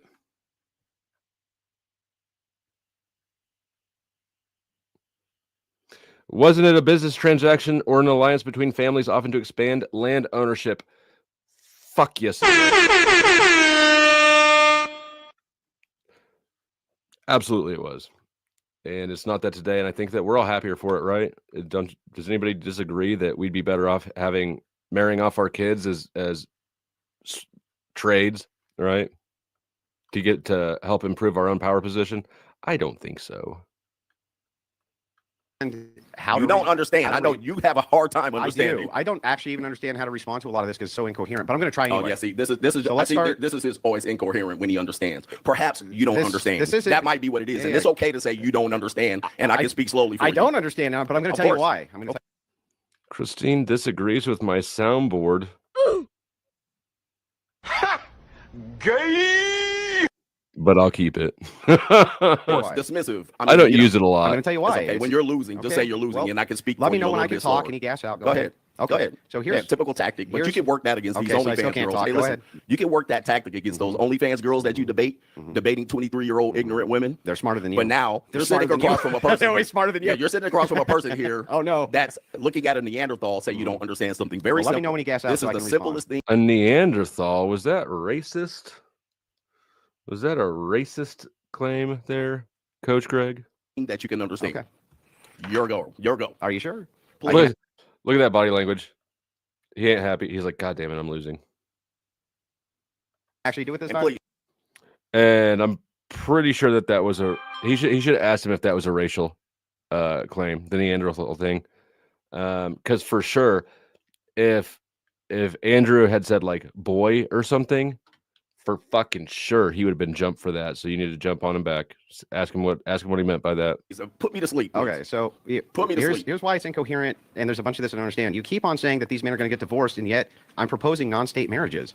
How are they going to get divorced? Well, you can only say then via common law. But again, you have no defense yourself against these are if scenarios. I mean, come on, I said I was going to debate somebody that's going to come. Why do you keep filibustering? Scenario. Give me a real scenario. I let you speak the entire time. Give me something to speak about. Okay, I'm not asking you to speak. You're trying to invite me to your church. I'm not going to your church. Please give me a real scenario. You have to shut up long enough for me to come on, please. I've been here 30 minutes waiting for you to do it. All right, give me a real scenario. Okay, so what I don't understand here again, and I'm going to ask again. In your incoherent worldview, okay, please. You keep on saying that these men who I propose this to are going to get divorced, but I'm not proposing that they get married through the state. The state's the one who does the divorces. So the only thing you could say is that there's a potential for common law here, but that's something you yourself cannot guard them from by your own admission. The second problem that we have here is that I don't have to stick around for 10 or 15 years because we can look at the numbers right now in religious marriage for what this looks like. And here's what this looks like. If you're a Catholic, you're way less likely to get divorced. And if you're Orthodox, even less likely to get divorced. And it's because of that ecclesiastical structure. You're not ever going to be able to prevent all risk from divorce, not under anything. Thank you, God. That's the most realistic thing you've said all day. But not under any system Correct. is that going to be the case. But And why even- are Catholics getting divorced? And How even do they wanted get to. They divorced? get annulments. They don't even get divorces. Okay, And it's but how a does it really long so process, and it's rare. Christians have a similar divorce rate than the secular. No. So they have a very close. So how do they get divorced? I'm going to How do explain. Christians get divorced? I'll answer your question. Please tell me, because I know how to get divorced. if Right you in the say- divorce court. Yeah, I know. So because they call state marriage. Right. Yeah, and I'm proposing that they don't do that, right? Okay, a land of make-believe. If How's that a land of make-believe? You can go fucking do it right now. Please tell me what are you talking about? What percentage of people do this particular thing that you're doing, that you're proposing? Why What would that percent- matter? Let's say Why it's does it one matter? person. Okay, Why would that it's matter? one person. So you're taking a very small chance. You're arguing against me that has millions of people on my Who are side. getting and divorced and millions- you don't want But you're them to. telling me a small 20 people in a little house on the prairie that do these, that you govern people without electricity and you riding horse and carriages. You're telling me that small percentage of people are going to lead a movement of doing something you're proposing here on YouTube. This is going. How many people are doing this? Okay, why would that matter? It would matter because Why? then we can use some data to determine, do these people end up in divorce? Well, we can more do it. than likely. This is great Please because do. we can look at Putative marriage. A putative marriage is a marriage that is invalid due to a technical impediment, but is considered valid in good faith.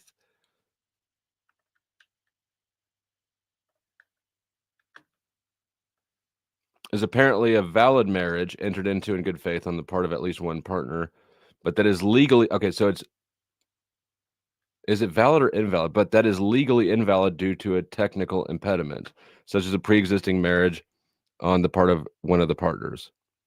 Unlike someone in common law, statutory, or ceremonial marriage, a putative spouse is not legally married. Okay, so it's an invalid marriage.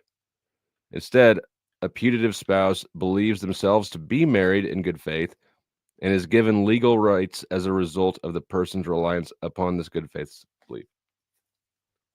What?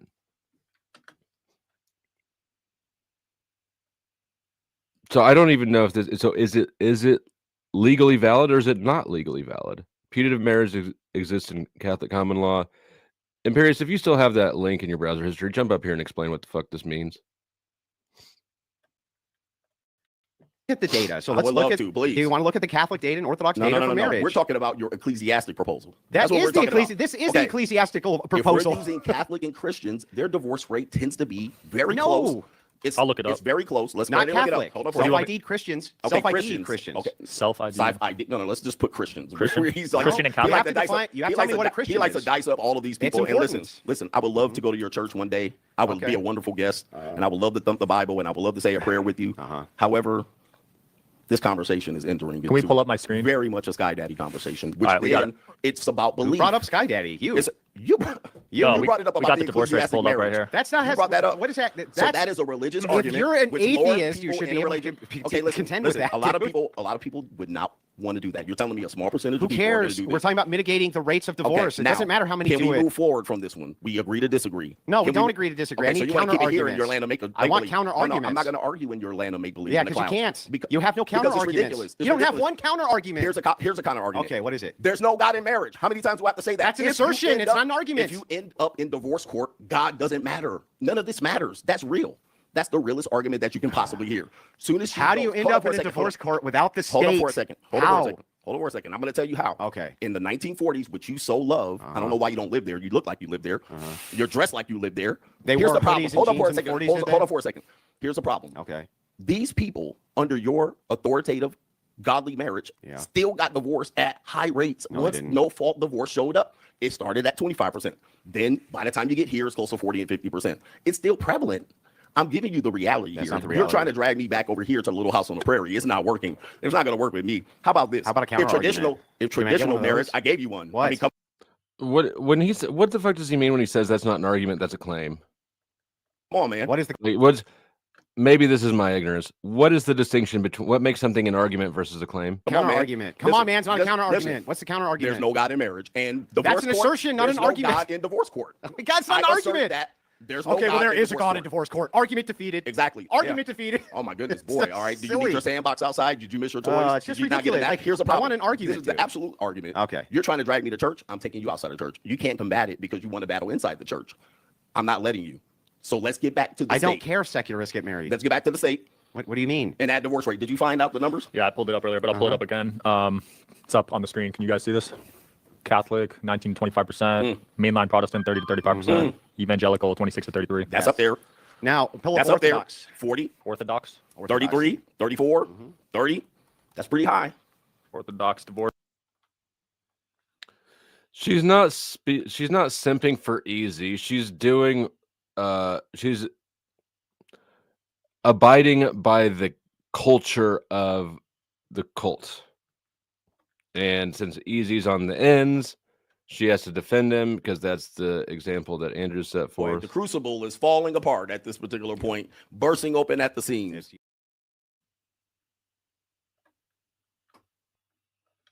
Rate. Let's see. 17 to 20? I see average 33%. That's U.S. That's average. evangelical all adults. Protestants. That's with the It says coalition of Orthodox all of adults them. ever divorced, 17 to 20. U.S. Yes. adult average 33%. Yeah, so they're much lower. It says in the U.S. 33%. The They're Orthodox ever divorced, that's worldwide. Yeah, they're much lower rates. Okay, but you're saying that they can't get divorced. That's what you said. No, bro. You said, is that what you said? The whole point said here they is can't how get do we divorced because you're mitigate the enforcing risk them. of divorce? You can't ever completely mitigate 30%. it. It can't ever be completely mitigated, but you can mitigate the risk of divorce. Okay, great. It is lower. They're Much saying lower, much lower. Okay, all right. So a chance of getting hit 30% versus 44%. This doesn't defeat the argument. Those It does defeat divorces, the argument. Those divorces happen in the court of law because no divorce cannot be right. reported in So this that's is not in the great. court of law. Actually, so what is the divorce that happens outside of the court of law? If it's 33% in the court of law with your Orthodox ecclesiastic marriage, what is it outside? Even What is lower. it within that? It's even lower. Okay, so add that 10%. Yes. Now we're at 40%. No, you wouldn't add whatever. that. You wouldn't add 10%. That's the legal what divorce. Are you talking Hold on for a about? second. When you say a divorce, those are reported divorces legally. That means these people filed in the legal reported system. That's 30+%. Okay. You said there would be more that were outside of the less. outside of the state. Less. No, hold on for a second. Less. There's additional outside of the marriage, outside of the state. Oh, there's none. Well, so you're saying no, there's zero? Not really. What are you saying? Okay, so let me explain. Please, so that you understand. Additional to the 33%. Yeah, but you have to. Can you at least let me finish this time? Please do it because you're slow. So if it's the case, you're in an ecclesiastical marriage, you're still adding usually the state. These people are all adding the state. Okay. The Catholics themselves, if you were to look at their annulments rate from the ecclesiastical authority, it's actually much lower than even the percentage that you're getting from the state because they add the state in, which means some people will ignore the ecclesiastical authority and get divorced anyway. That's exactly what I've been telling you. The entire Nobody time. And ever then what? argued. That is exactly that's exactly what he's been saying. You can ignore the ecclesiastic authority, so it's not really authority. The only way it could be an authority is if it usurps the existing system. Somebody, you know what? If you guys want this, take your screenshots. Going. All right, good. That exactly. But so we're how do arguing you about mitigate- mitigating the mitigating risk. It Mitigating seems the like there's risk. Still a risk. No, it would mitigate the risk. So the risk is slightly lower. Much lower. Okay, that's not that much lower. It's The much divorce rate lower. is 40%. You're talking about 33% to 43%. No, we're not. We're talking about 20% to 35 to 40%. Okay, so that's lower. Yes. Okay, that's all you got. Now, here's That's the all I problem. need. That's not all you need because there's still risk. How do you say Nobody said there wouldn't be risk. Exactly. You So can't at this mitigate particular risk point- for anything 100%. It's not possible. Exactly. So now why are we telling men to get married? at that Because you particular have point? to, because everything is a cost benefit analysis. Your issue is not marriage. Your issue is with mitigating At the risk. this point, it's not marriage. It's This is the only. mitigating- Hold on for a second. Can I say this? Oh my God. You're, Can you hold ever on for a stop second. saying something so I Come can on, say listen. something? At this particular point, listen, Okay, I'm you're listening. telling me from this point, we haven't even got to the entire marriage because you're still over in the land of make believe. We haven't even got to the other issues What's of marriage. make-believe? Hold on for a second. We still haven't got to the other issues of marriage. I'm willing to So get to you're everything. telling me about the mitigation risk, and we've wasted too much time on it. Can we talk about the other issues of marriage? Well, Which okay. are sexless Can we marriage. at least wrap this up? Yeah, real let quick? Andrew finalize this, and then Yeah, we'll move on so to that. the thing is like, the problem is you said it was a great institution. If you say it's a great institution, even when it was a great institution, people were still getting divorced. So if that's the case, what you're really after is just mitigating risk. And I'm giving you a perfect way to mitigate risk, right? And the fact of the matter is that it is becoming more and more popular to do it this way. Prenup plus ecclesiastical authority almost mitigates your risk entirely, except for common law, but you can pick the state to live in for that. And you, by your own logic, can't defer from common law either. You can't protect men from that. So the thing is like, you can't have it both ways. You can't agree marriage is good and the backbone for the West, and you really like it, and it's fucking great, and it's a great institution, but also don't do it because it's make-believe that you can mitigate risk, even though you can right this second. That's insane. Listen, All right, final I'm point. listening. Final point. Let's get to the other risks that are associated with it. We got that. That's we not a tackled final that point on this. That is a Make the final point and then listen. go to Listen. I'm a grown man. I'm not 22-year-old OnlyFans. I'm going to say what I want to say. Listen to this. At this particular point, you got me on forward. that one. Listen, we're moving forward. Okay, we're moving At forward. this point, what are the other risks that we want to guard against? We got the divorce. You're going to put them on the ecclesiastic paperwork. Less people are doing that. Not a lot of people know how to do it. He just got married. He didn't do it. All right, I can almost guarantee. Probably not. Exactly. So what? So now, less people are going to do this. Not a lot of people know that. Not a lot of men are going to prepare themselves to do that. Change that. Exactly. So that would be a very tough scenario, and most likely it's not going to happen moving forward. Okay. There are other issues in marriage that typically, if depending on what authority you go under, are still a risk for men. Yes, it's great for the backbone, but a lot of men are in sexless marriages. A lot of women are in sexless marriages. The percentage of affairs in marriages are still a big issue. That can't be addressed. Those risks are going to be tough, and now you have an issue because now whoever's your authority has to mitigate that risk. Now all of a sudden they have to govern or socially pressure the women, and that's going to be difficult to do. 20%, 30% of sexless marriages, 20, 30% of people having affairs. This is not the intent of people who get married. So yes, we have the divorce. We set that aside. Now, what about within the marriage? How do you mitigate the risk for that? I'm assuming you're going to have the ecclesiastic come through the home and force the wives to fuck their husbands. Oh, that's quite the straw man. But I'll go ahead and answer. Actually, the ecclesiastical authority does mitigate against this, and here's my proofs. Proof one. If it is the case that you get married to a woman who's a virgin, but she's a virgin because she's a Christian, hang on, let me get through the entirety of the arguments before you start freaking out. If it is the case, your chances of that marriage ending, very, very, very small, one. And two, they report that they have a happier sex life. This is actually the case with the decrease in body count, which generally comes with the more religious people, meaning the more that you take your religion seriously, the more that you pray, the more that you engage in that whole ecclesiastical authority thing, the less likely it is you step out of your marriage, significantly less likely. The less likely it is that you end up in a sexless marriage. You know why? Because there's a reinforcement in Christianity that men and women are not allowed to deprive each other of that, of sex, when it comes to marriage. And you find that people who follow the traditional faith generally don't. And so, yes, the ecclesiastical authority preaches that from the pulpit. Sorry. Could you imagine how good the sex would be in like this system? You have an arranged marriage. I know you didn't say that, but presumably if you're marrying virgins, it's because we've dropped the age of marriage. And presumably if we're dropping the age at which most people get married to retain virginity, it's going to be the parents arranging it, right? That's how it was historically. Now, can you imagine your parents trading you off as a spouse to somebody whose land they want, or a business associate, right, for their own business relations? And then now you've got the church saying that you can't deprive yourself, and like how good that sex is that you're having with your arranged marriage because God doesn't want you to deprive each other, even though you might not really feel like doing it. Like, what happens if she wants to bang, but she's nasty, and you don't get it up? You're going to have to eat that? I mean, there's just, I don't know. I don't want to go down that rabbit hole. You're not sitting on my face if you're too nasty to get me hard.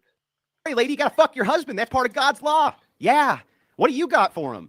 Go out and just fuck everybody? What are you going to do to mitigate? By the way, you're at the mercy of the same criticism. You can't mitigate guys' girlfriends from fucking around on them any more than you could a person's.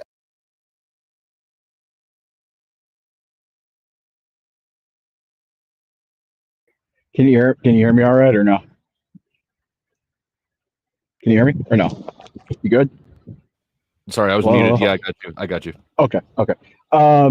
So just a kind of a quick rundown. A putative marriage is just it's in the same realm as a reliance obligation and a contract. It's part of the promissory estoppel doctrine.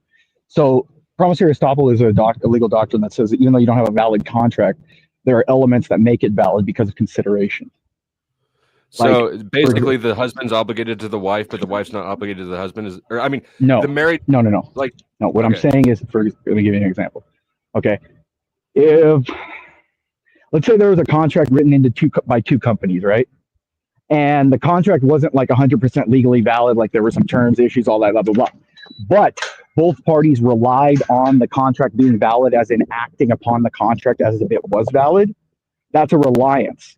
Both parties acted as if it was a relied contract, as it was valid. So there you have a reliance obligation. You hear what I'm saying? Sort of. So okay, contracts are the hardest type of law. Considered a valid? It can't be considered a valid marriage. Yes, a promissory estoppel makes a contract valid, even though the contract was not valid. You understand? A contract is usually how just. can you validate a contract that is invalid? I mean, I guess you can. I guess that's exactly what you're explaining to me, that it's validated even though it shouldn't have been valid. Yes, exactly. A promissory estoppel makes a contract valid, even though initially it wasn't a valid contract.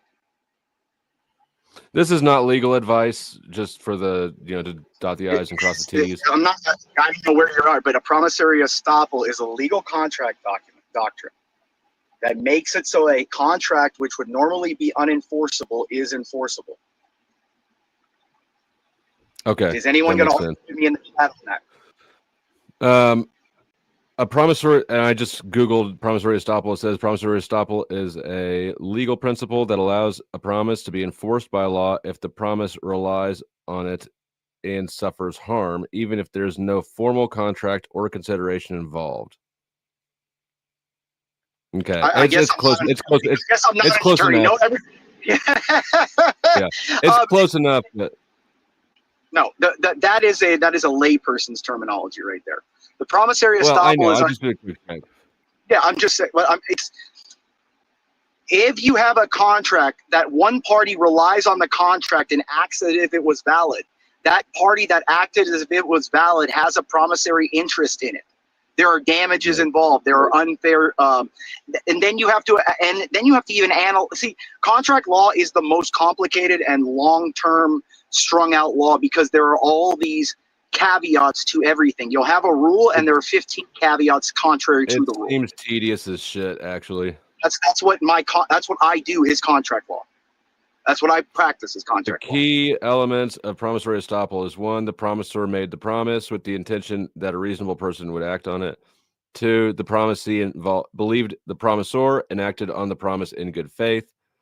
3, the promisor later reneged on that promise, causing financial harm to the promisee. And 4, the nature of the promise, get out of here. The nature of the promise is such that the only way to avoid injustice is by enforcing the promise. Okay, I'm done with that. Okay. So what that is a putative marriage is, and why he doesn't, let me explain this. Nobody knows what a non-state marriage is in this day and age. Okay, everyone thinks every marriage is done through the state. You go to the courthouse, you sign it. There's very, very few people. I think under 5% would know that you can get married and it doesn't have to be in the church or signed off by the state. Very few. Also, used to be a thing for gays before there was. I'm getting an echo, Mystery, from you. So stop it. I just turned my headphones down. Should be fine now. Okay. So anyway, that only occurs in certain states. In fact, Mystery, look it up. Look up palimony and which states will accept palimony. So that this fucking idiot who just said this can shut his mouth going forward forevermore. You got to stop with. I can't ask him. I'm not on his stream. No, I'm saying someone send a chat in asking about a putative marriage and if he knows what the fuck that even is. He's so fucking stupid. Recognized in various U.S. states. Who gives a fuck about alimony? The laws and requirements differ significantly. States that allow. See what he doesn't understand. What he doesn't understand, what Greg was trying to encapsulate to him was that if the wife believes that she's married, she can enact a promissory estoppel contract and take you to family law, and you got to fucking prove that she didn't believe in good faith, that she was relying on the man for a marriage. So that means you do got to go to the state. Written or oral agreements, implied contracts, or common law. So what? And not just that, that's what's presupposed. Notable states include why California, the fuck Colorado, do women get married in the first place? Which are often described as having liberal. Why? Every marriage from the beginning of time was for resources, not for love. This whole love bullshit is from the 1970s Disney. People were arranged to marry to increase wealth of an offspring, to create business connections, family relations, a long-term wealth growth. Women don't marry men because they like them. Women don't love men. They love what men can do for them. He's such a fucking idiot. He believes that men and women love the same way. I'm not gonna lie. I mean, it seems like you're coping. Women do not love men the way men love women. Women love All what right. you can do for them. Men love women for their bonding, for their existence. I don't know how you could know that. Like, yeah, you've never been a woman. How many times has a woman jumped in front of a bullet for a man, for her husband? I don't know. I've never seen either one do it. I've never seen anyone do that. All the time. Men have the biological inclination. It's a movie thing. I don't know. It's not. It's not. Men die for their wives and children all the time. That's why they go to war.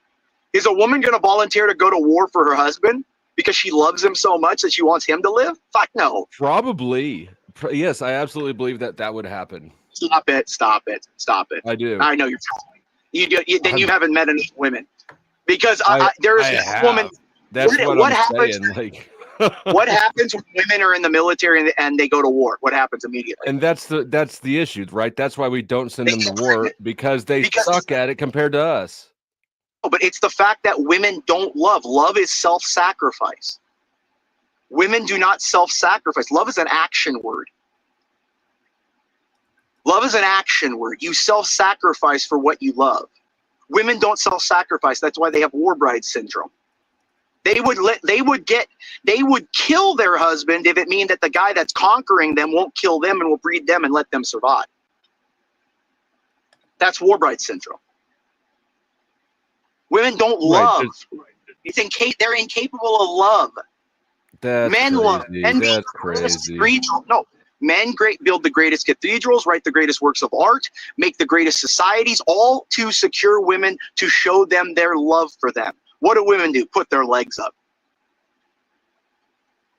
That's the difference, dude. That's absurd. I hear what you're saying. I've heard these red pill talking points. These are black pill talking points. No, I'm not a black pill. I just accept what men and women are. I don't give a fuck about. I'm not doomer. I just don't accept more than black pill claim. No, black pill is saying, oh, it's all give up because this is how women are. It's all horrible. I don't think women are horrible for how they are. They are what they are. Why do men expect more than from them and get disappointed and put so much on women that they're not? Men look at women like they're their best friend, their confidant, their sports psychologist, their lover, their this, their that. Women are a fucked object, and that's how men treated them for most of history. They didn't sit there and go, oh, I'm going to love my wife, and I'm my best friend, and I'm not going to. No. Do you think like Martha Washington was sitting there with George Washington and his friends talking with him? No. She wasn't in the room with him. I am sorry that you've never had women go to bat for you or who care about you or who love you. Go bat for me. They're but I can tell you in my personal experience, like women will have your back way longer than men. Women will not die for you. Women will not die for you. That is love. What did Christ say? The greatest love is to what? No greater love than thee, to sacrifice oneself for one's friends. Women will not sacrifice themselves. We're gonna. First of all, women will, because women know innately that they're the incubator. They will not sacrifice themselves. They're the incubator. They're the biological incubator. They know this innately. Typically, men are the self-sacrificial one, but typically men are the ones fighting because we're better at it. If we sent women out to fight our fights like the Crucible does, we would lose. Yeah, that's fine. I agree with that, but that's not. The Crucible that's is falling apart at this particular point, bursting open at the seams. Yeah, I saw that clip. That was pretty funny, actually, when he said that. But no, in general, this is the whole problem that men have with women, is that they make women into something they're not. And then they get disappointed and pissed off, and they become red pill and black pill. If you just accepted what women are, stop trying to make them more than they are, and compartmentalize them as men have done throughout history, you wouldn't have a problem with them. I don't know. I think that you're just like this feels like a cope to me. What cope? That's the whole thing. What am I coping for? That I fuck women and I have them compartmentalized into one thing? Like that doesn't make my life. But I don't understand. Women have never loved you. It feels like cope because no woman has ever loved you. No, my mother's loved me because she would die for me. Shout out to my sister moms. would die for me. My girl, my ex-fiance wouldn't die for me. Your wife would not die. If a man came in your house and got you both on your knees right now and said, ma'am, choose which one dies. I'm going to put a bullet in your head or your husband's. Who do you choose? She's going to say you. I don't think that's the case. She, like Katie's, we've already been through this. Katie gave up basically her whole life. She went on the fucking run in a state she'd never been to for She 9 offered to serve months. your jail time for you. Huh? Would she serve your jail time for you? No, she ran. I don't know. I hadn't asked her. That's my point. They won't know. She won't because that's self-sacrifice. No, you believe that she would, but the evidence shows you understand that she could have. They didn't want her. They wanted me. They wanted her to snitch. I get that. Warrants on her. She could have just testified against me and made the whole thing go away. Instead, she went on the run for 9. She dropped her life. She went on the run, and then she ended up taking a felony anyways. Like, I get that. That's not self-sacrifice. Well, we don't have a good example. I'm alive. She's alive. You're alive. I have a ton of good examples. There are men every day when a person breaks into their house, the husband gets shot protecting the wife and children. The woman doesn't run down and do it.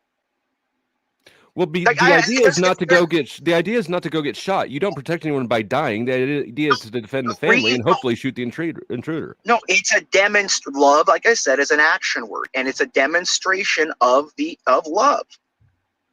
Men go to work every day and break their bodies without any regard to anything or reward because they love, self-sacrifice. They did that for centuries. That's why women hate men, because they don't have to sacrifice for you. They feel you're there to provide. What do you think women say? Oh, aren't men just there to protect and provide for me? They don't love you. They love what you can do for them, because they're incapable of surviving on their own. The human infant is the most defenseless creature in the world. The human female is the most defenseless, fully grown mammal in the world. Am I wrong? Is there another fully grown female mammal that cannot survive on their own like the human female can't? I think human females survive on their own. No, they can't. Andrew Wilson showed that by his argument about the wrist strength and him popping his wrist. You need PSI strength in your wrist to kill, create two. Then I made this argument with Andrew. Andrew might be a woman, then, is what I'm hearing. No, what I'm saying is women, just like him, don't have the wrist or PSI strength as he demonstrated by breaking his wrist opening a can to be able to survive in the wild. You have to tear bark. You have to cut hair off of fucking animals. You have to What are you doing with that bark? Well, you'd make arrows, right? You'd make string. Well, yeah, you'd make string. Yes. What do you think? I don't know. I've never made an arrow out of, but I think. What was that tool? What was that elementary tool where it was like it was almost like a shuttle throw. There was a fucking CSI. Oh, that episode. thing where you like launch a spear with the from like 3,000 years ago. There's that. That's what I'm saying. Like, you remember that episode from CSI? It was so weird, right? Do you remember that one? I don't remember it. Okay, well, there was a CSI episode where they're like, "What the fucker is this guy using to kill people?" And they couldn't figure it out because it was like a 3,000-year-old Native American, that launching thing. Rude Cunt Crab drops another $5. Thank you, Rude. And he says, taking the role of defender because you're better at it isn't love, it's intelligence. It's intelligence HR, human resources, I guess. No, yeah. It's instinct, but it's also instinct. But that's what I'm saying. It's instinct. Men have the natural instinct of love. Instinct isn't love. They're different things. Yes, it is. It's an action word. That's what I'm saying. It's so love that it's inherent in you to die without thinking for them. Instincts are not love. It's love. I could agree that love is an action or it's displayed through action. When a woman holds her stomach when the baby moves, that isn't instinct. When I saw Andrew and Rob bullying that fucking woman the other day on Rob's show. I don't know if you saw it. I had an instinct to protect her. Of course I couldn't. I'm not there. Rob won't allow me. But that instinct is not love. I don't love that woman. I don't fucking know that woman. That is love. Whether you are identifying it. No, you are. You're willing to go to bat and sacrifice your time, your effort, your mind power, and you would have gone there and defended her. That's love. It's so innate in men. We don't even recognize it because it's so innate in men. I don't actually give a fuck with her. It's like the itch, right? Like that itch on your brain. Like this is happening and it bothers me, right? It's not she's incidental to the situation. But that's what I'm saying. It's so instinctual in men that we love, and women can't. Like, like that's what I'm saying. Like, do you like when people painted the Mona Lisa or the greatest works of art that took their whole life to do for a woman?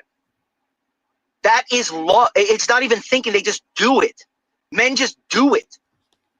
We love as a creature. Women don't because they wouldn't. That is why women monkey branch. That is why women do all the actions they do, because men have imposed their form of love on women. That men assume women love them like they love women. D4, all he's doing is expressing his own hurt. I'm not hurt. Like that's the whole, I mean, everyone's been hurt at a time. Sure. Yeah, we've all been hurt at a time. Did your I mean, here's the thing. When I hear people espousing these talking points, my inclination is that, and it tends to be true, is that they had a bad relationship with their mom. Did you have a bad relationship with your mom? No, I hate my mom. I talk to my mom all the time. But my mom loves my dad differently than my dad loves my mom. My dad loves my mom by going to work for 50 years for 80 hours a week, making millions of dollars so she doesn't have to do anything, and he buries himself in work. My mom loves my dad by pumping out kids. And if my how did your dad love you? Did your mom overcompensate for your dad's lack of love? No, my dad loved, I mean, he took me to Dodger games. We went to UCLA, USC football games. We did all kinds of shit. He didn't care about you, did he? Why would you say that? Of course he did. He was on my ass all the time. He was on my ass all the time. You better get this, you better do this, you better do that. He was on your ass all the time. You had an overcompensating mother. That makes sense. No, my mom was never the one disciplinarian. Palimony my laws. dad. I know. Yep. So it's only because I said, well, wait till you see the power of it. And obviously fucking joking, by the way. And all I do is tell people to leave them alone. Leave these people alone. That's cancellation. What did they do? They went over and unsubscribed. How is that brigading? There's no harassment involved in that. There's no anything violent. Absolutely. Well, the thing is, I don't know. Maybe thousands of people are harassing her for all I know, but I didn't fucking tell them to do that shit. Yeah, fair enough. Abraham 3313 sends in $5. Andrew, my guy, here's for dealing with all that shit fatigue for us. It's just objectively stupid. Funny about that is like that you're married. It's just the guy was just dumb. I don't know what else to say. Hit the floor when he said black people are doomed. Hold on, how is he dumb? No, hold on. Andrew's coping. Andrew's coping. Hold on. I want to birds. Like, literally, like he's like Andrew doesn't even understand as a debater. You can win a debate in a lot of bags. $10. You can win it on was optics. a POW during Operation Sealing Birds. He's clearly got a terrible case of chirping. He's gonna flag you for this. Crying video Sarah put out today tried accusing you of violating YouTube TOS. It's funny though because their subscribers are still dropping. Yeah, it seems that the narrative of cult leader didn't stick. The narrative that that was never her narrative, and I it told hasn't gone. No, I told it him he's a hasn't gone anywhere. No, but it has. Everybody knows he's a homosexual cult leader. Right. What do you think? I know, that's what I'm saying. What he's saying here doesn't make sense. He's still a cult leader. And he always says, "Oh, go show them the power of the crucible. Go show them what the crucible stands for to other channels." Is that not brigading? That is exactly brigading. Andrew Bad didn't stick. The idea that she couldn't really do the social reputational damage because there was nothing in DMs. There's no personal information she ever had. Nothing. So there's no way for her to attack me. So it appears that the next kind of thing that they're going to go for is to try to mass report the channel for brigading. They're trying to say that we brigaded her. Nobody's mass reporting you. You did brigade. Well, and not just that, but hold it's just like, fucking ridiculous. In fact, I've done nothing. No, sorry. I got to go in a second here, but I just want to say this. Look, he sits there and he talks about Greg Adams being an idiot as a deflection for him being exposed for the weaknesses that Greg showed. Because Greg's not a debater. He's not even an amateur debater like Wilson is. But he was able to expose that Wilson's biggest flaw is that he is a loser. He's been a loser and he's very insecure in a optic stance. And you can win a debate by many different ways. And Greg won that debate in optics. Andrew looked like a frustrated idiot trying to say everyone better. The only way to survive is everyone becomes an Orthodox. That's all Andrew did was we can solve all this, just everyone become Orthodox. Greg said, okay, well, let's say everyone becomes Orthodox. What is the difference? Like, are the priests going to go in there and beat the women until they have sex with their husbands? No. I'm talking about social pressures. But then Andrew at the same time talks about only force can get people to do things. Like this is what it's all horseshit. All of it. I'll be back later. But tell people just leave her alone. You know what I mean? But what's funny is because if I said, don't go to her channel anymore, they'd be like, he's. D4, the people who have that narrative, right? They have it because they've had bad experiences. I don't know if Imperious is acting because he's antagonistic. I don't know if he actually believes that. I don't know what, but that narrative is one that's it's people espouse that if they've had real negative experiences already, and so the narrative's not really to blame, it's a byproduct. Nobody, like, I've had good experiences when I've also had bad ones, right? Like, I'm divorced, but I think to anybody who has had a life that provided them with any sort of good experiences with women, they'll see that that's not the case. I still maintain that it's the result of issues with the mom. Either she was a shit mom, or she was too much of a good mom and she overcorrected because the dad was either absent or indifferent. Trying to cancel Sara. And you say, okay, go to her channel. He's brigading us. So, like, what are you fucking supposed to do about it? I don't know. I don't know what you're supposed to do. If I say don't go over there, then you're trying to cancel him. And if I say go over there, then you're trying to brigade them. And so it's like, and so what I do is just say nothing, and then it's like, well, they're still going to go after me anyways. It's just like, fuck these people. Who cares?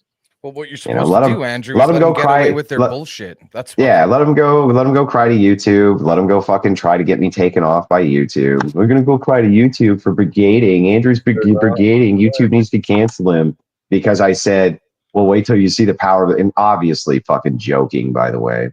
And all I do is tell people to leave them alone. Leave these people alone. That's cancellation. What did they do? They went over and unsubscribed. How is that brigading? There's no harassment involved in that. There's no anything violating TOS. Well, the thing is, I don't know. Maybe thousands of people are harassing her for all I know, but I didn't fucking tell them to do that shit. Yeah, fair enough. Abraham 3313 sends in $5. Andrew, my guy, here's for dealing with all that shit fatigue for us. When he kept asking if he needed to slow it down for you, he had me wanting to throw my phone. Well, he did need to slow it down for me because I was trying to be charitable and look for like any argument that I could think of that he was making, but he just never made any. So I don't know what you do with that. Yeah.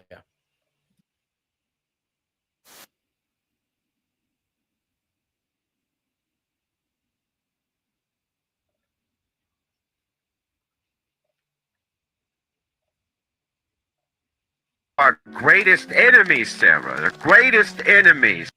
Move number one. Item is, you want to keep Rob nor my friend. My ultimate power of the letter. Well, Rob doesn't know the power of the panel verse. Oh my lord, Rob, why didn't you know the power of the panel verse? Let's go show the power of the crucible. Shall we? Go show the power of the fucking crucible. Power of the panel verse. Really? Okay. You don't know the power of the dark side?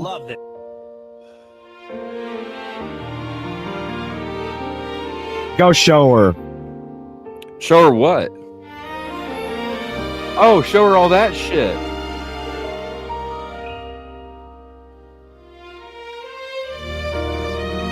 The power of the panelverse.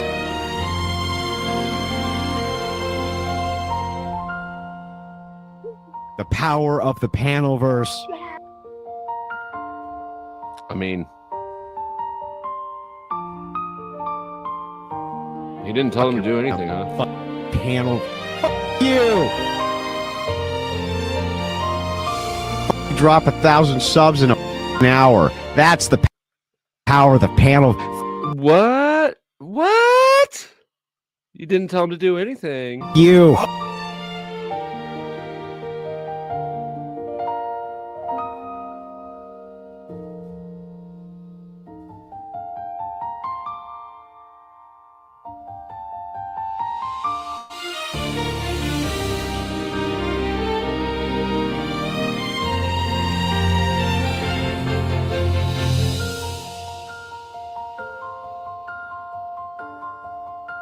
Fucking power of the panel. Kiss my, you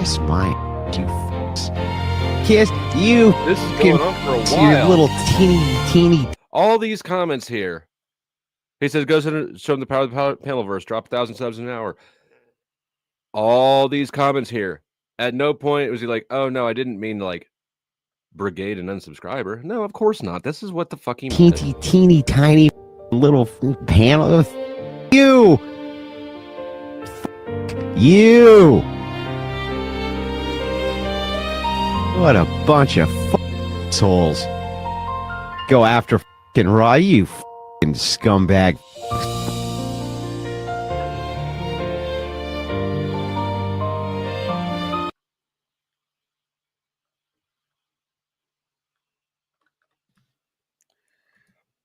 J-Max sends in $10. He might not be able to get married in general. The OB Bears is the Owen Wilson Bears. Owen Wilson is another guy's a content creator.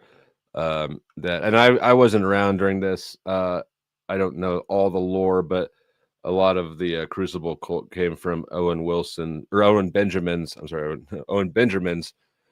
Bears. Yeah, I don't know. I don't know what his personal situation is. I don't care. Yeah. Well, he was married, wasn't he? I don't know. I'm not sure. I don't care. People look to this guy for advice.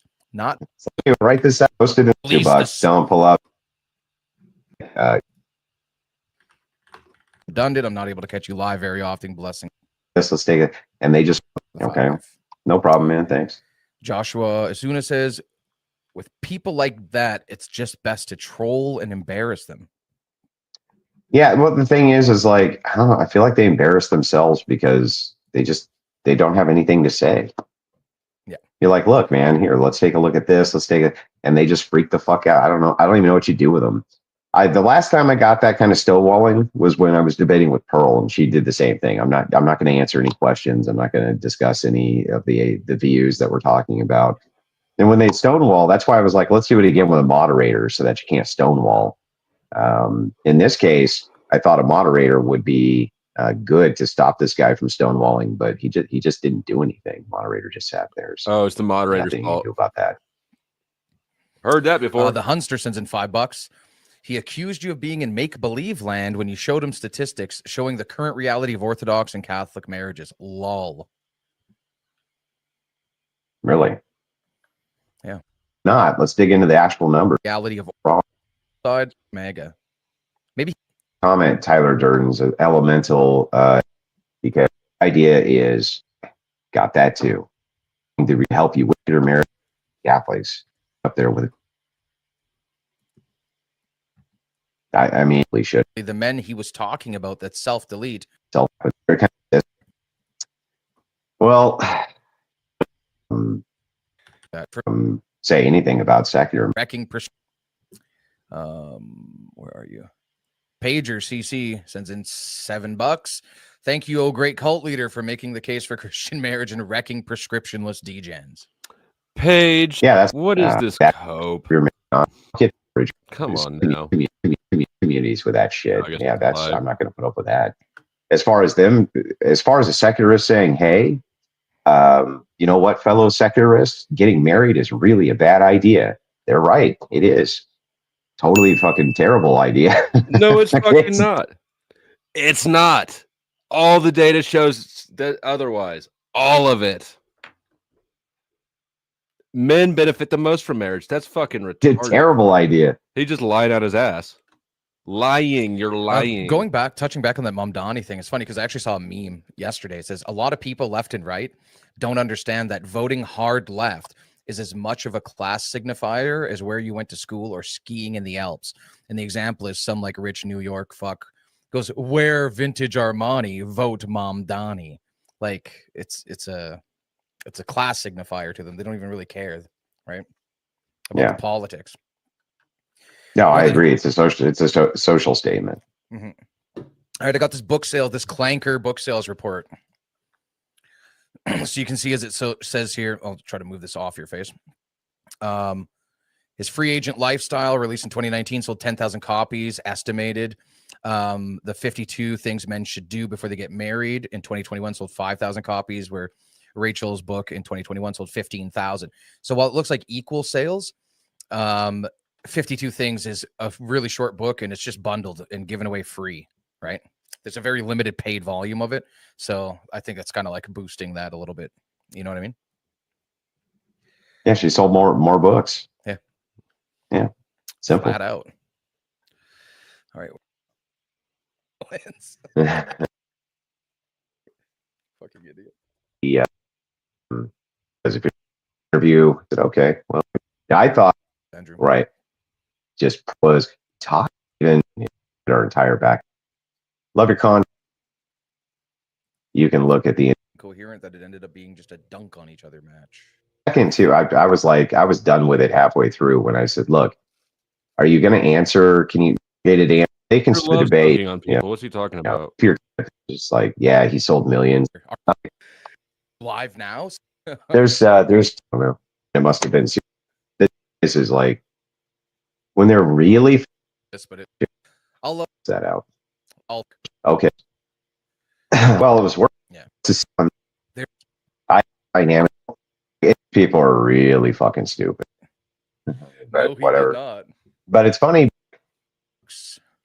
When he brought up Rachel, I was like, he lost the debate way before this. He had no ammo left to hit you, and then he went add-ons. That anything to do with Sorry. Yeah. Well, you state obvious solutions. Anybody with it. So it is true that the guy's book was ranked ahead, but it's because a bunch of fake. Yeah, we're not. We the on the book rankings even close. Tour, not one step back. Really. Look up palimony, assuming people did subvert Against it. Thank you very much for the 50.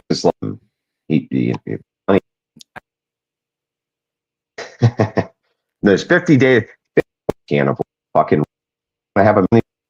Yeah, well, I mean, it's irrelevant. The thing is that he experienced debating, and I think that he expects. I don't know. If marriage. Keep in mind, I've been considering a conversion to Orthodox, and you gotta go with everything, right? When we're talking about how a sewing you Andrew in blue states. My life started watching you guys about 2 years ago. Already read that. Like, never mind. It's not really my. If it's the even leader didn't stick. Because there was nothing in DMs. There's no person. Found as a guy instead of marriage to mitigate risk when one bad woman can still ruin your life anyway. Yeah, but I brought that all up. It's like every one of your social prescriptions it has the same risk associated that you're bitching about with mine, except worse. Like, how's that going to help prevent abortion? They'll be out knocking more women up. How's it going to prevent them from getting STDs? How's it going to prevent them from getting children in unwed situations, which STDs are not a cultural. I mean, they happen in society, but it's not a cultural or a societal issue in my mind. It's a personal health one, right? Just like, whatever. I mean, you got way more of an issue culturally with like diabetes. All right, he's just coping for yesterday.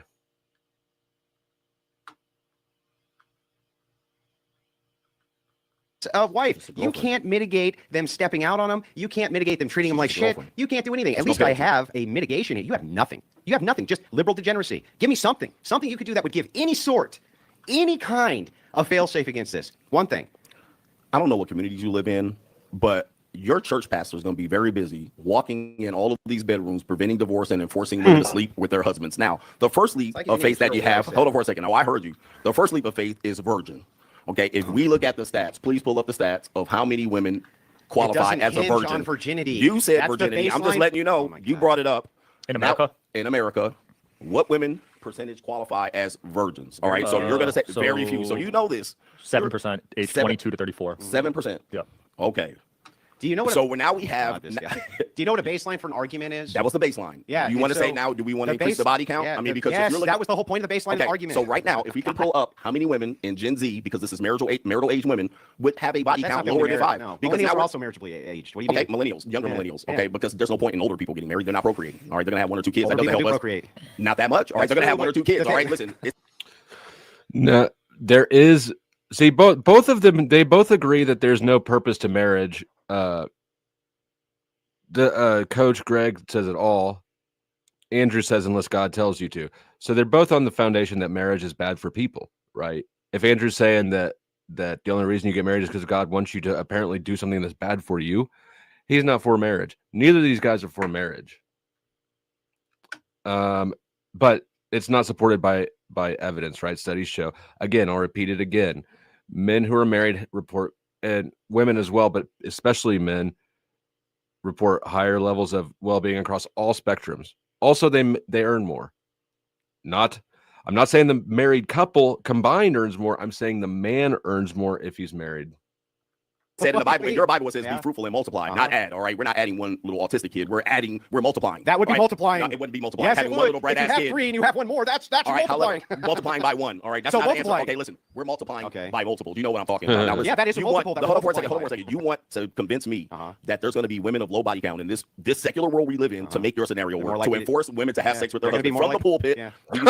This is very strange. I have all the data to back mine. Show me from a very small percentage. I mean, it works in a podunk town. I don't know where you're from. We're talking about the metropolises. We're talking about major cities. How is your plan going to mitigate that? How is your plan going to mitigate that? I don't know if you remember. I asked you. And I told you.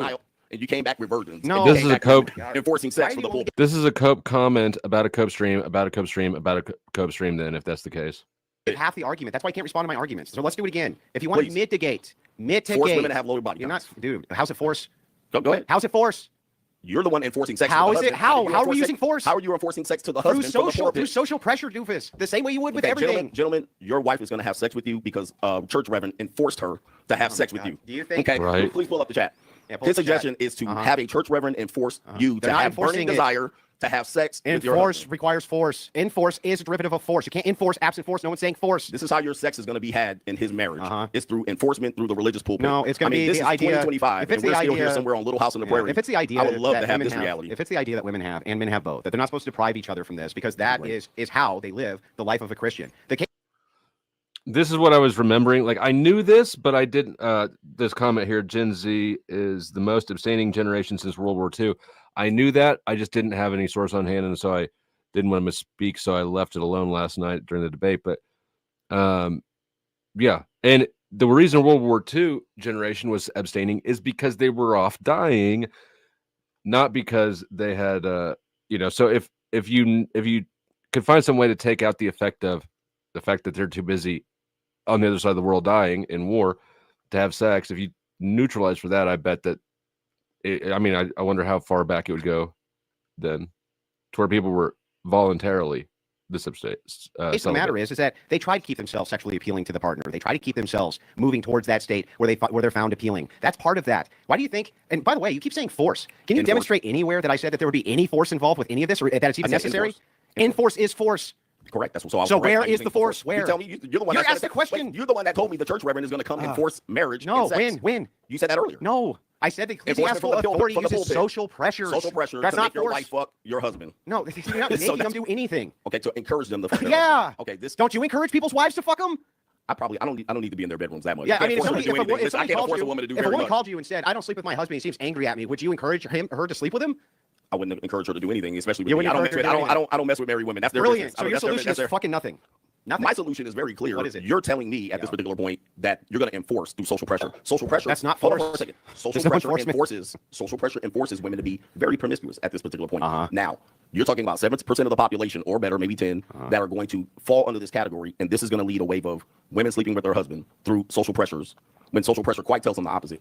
Let me I don't even know what the hell you're talking about this morning. Exactly. It's very difficult. I know. It is very difficult for you. I know, exactly. And very nice tactic. But listen, it's not a tactic. I'm trying my hardest to understand. You're taking a very small scenario to make it the large scenario. When I'm telling you the larger scenario is the reality, and you're telling me if I do this, if I do that. No, this is a very small percentage. You're doing the same I'm thing. telling you about if what's you get happening. married, you make it a No, I divorce. said when. If this happens, then this may happen. We already looked at the statistics of it likely happening. Yeah, so that is likely to happen. First of all, even the statistics you looked at. Statistics again. Pull up the marriage statistics. The for divorces. Christians.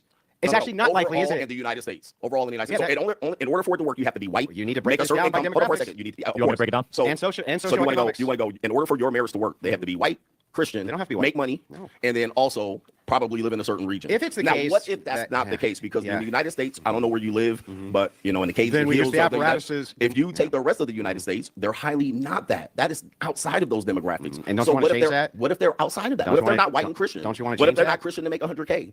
What do you suggest then? Yeah, so here's what I would suggest. If it's the case that in the black community, you have more divorces than the white community, there's going to be contributing factors for why that is. I don't think that black people are just ontologically different than white people. Do you? Do you just believe that at their core they're just ontologically different, or do you think that they're the same? Because if that's the case, if we're equal people and equal people groups, then there must be some other social factors which are relating to this that increase the divorce rate in the black community that doesn't exist yet in the white community. If that's the case, we would specifically target those issues to prevent that from happening, right? We're going to do this across. We're going to do this across the board. Well, what would they be? For the black community, there's a bunch. One, you have a distinction in economic certitude. The second one is you got a massive abortion rate, which is super problematic. Another one is you use matriarchal structures in the family home instead of patriarchal. Huge issue that you have. By the way, when it was Christian based, it didn't happen. It was a patriarchal structure inside those black homes. And boy, they didn't put up with shit. Not the case anymore. So you have multiple factors here which need to be addressed. I agree with that. Nobody ever disagreed with that, though. What we're trying to do is look at the mitigation of risk, and even for the black community, we handled that already. If the black community moves in to these conventionally traditional churches, they still will have the same ecclesiastical authority, which will assist them in governing their marriage that white people would have, and it would still assist with the mitigation of risk. What's the alternative? It's just degeneracy, right? The alternative is just we'll just hump them and never get married. Well, what good does that do for blacks? What good does that do? It just leads to more abortion. It just leads to more degeneracy. It leads to high crime rates, and the single motherhood's out of control. So, what are you doing to prevent any of that? Nothing. Nothing. Tell me what? What? Okay, thank you. You said things that people have known for the past 45 years, You but I didn't answer the appreciate that. question. Hold on for a second. Thank you for contributing to a common conversation that people know, but you offer no other solution. That's great. Even Now, if I here's did. a problem. Here's a problem with this. It's Those 3-minute long videos.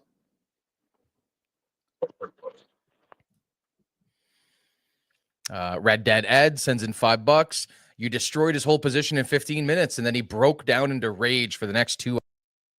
the if scenario. That would be great if we can go back to this. It would be great if we can go back and look at and say that blacks, when they were in the 40s and 50s, they had more stable relationships and marriages than even white folks. There's a specific Here's the interaction in this issue. debate that I'm getting to. Why stop at the 40s? We're not going to Let's do talk the about whole 1863. thing. Okay. Your tradition seems to always hit this point of 1940s where you shine this light of traditionalism that you've never lived in, that seems to be in a snapshot of something that you don't even know about. Then when I fast You're not forward even saying anything, dude. Again, you're not listening. When I fast forward to 1970, when it falls all apart with no fault divorce, based on what I've been arguing, what happens? All that traditionalism falls apart. Why don't we take it further? Why don't we take it back to bride prices? I mean, how far in tradition you're going to go? You're only going to bang your head around 1940 and 50 because you watched a couple of movies and I Love Lucy episodes? That's not tradition. Okay. That was a snapshot in history that you're trying to achieve again. So take it back further. Next. There's Okay. no marriages in the Fine. black community. Let's say we'll take it. Let's say we take it all the way back to the 1700s. Let's just say, just for the sake of it, right? And that I'm totally wrong about all this, just for the sake of argument. Let's just say, what is your prescription to deal with any of those issues when you're telling men in the black community to not get married? How is that going to assist with abortion? How is that going to assist with strong fathers in the home? How's that going to assist with the only demographic population which can't? I mean, in all fairness, Andrew's message also tells men not to get married. Technically, he's saying to get married because of God, right? But absent your prerequisite belief, right? If you don't have the same religious perspective as him, then effectively what Andrew's saying is don't get married. They're arguing the same point. Reproduce itself. How? Can you give me a single prescription to any of that? let me tell you something. I agree with you on this. I just want a prescription, dude. Here's the problem. I agree with you. And listen, if you had any ability to provide this prescription better than Louis Farrakhan or Martin Luther King, does that mean no? Give me a second. Listen to me. These men have tried to pretty much heal this issue, and they haven't. No, they so didn't. Andrew Wilson certainly not to. Neither will CGA. So I don't have a prescription That's for the black right. community because That's the right. black community is pretty much doomed at this particular point. They have too much degeneracy. They have single mother rates at the 70 and 80%. But I'm going to tell you something. You want to come in here and tell me something about ecclesiastics, and you're telling me about the reality of the black community, how to fix it. Nobody's been able to fix that community. So there's nothing you can do, and I can't offer any solution for that. Look, now, at that particular point, you're saying the risk is higher. It certainly will be higher under those matriarchal conditions. So you get no argument from me there. So at that point, where's your statistics lie then? Well, where's your solution then? I'll tell you again. So I'm glad he's going to solve the community problems here. I'd love to hear this. Listen, again, I'm not saying the black community problem solved by Andrew Wilson. That says the guy who literally I just would got love to done hear saying, this. I have would love to hear 0 this. prescriptions. Because nobody does. Yeah, that well, community here's is the here. thing. But I would love to hear the Here's black the thing. community solved by Andrew Wilson. Yeah, so let me tell you a bunch of things that can be done which will help mitigate these Please issues. do, please the do. first is That you can accomplish, yeah, not some pipe dream. That can be accomplished. Okay, here we go. That can be accomplished politically, and already are beginning to be accomplished politically. The first is you have to outlaw abortion. You have to. It has to be outlawed. And not by state where you can just go to the next state and do another abortion, right?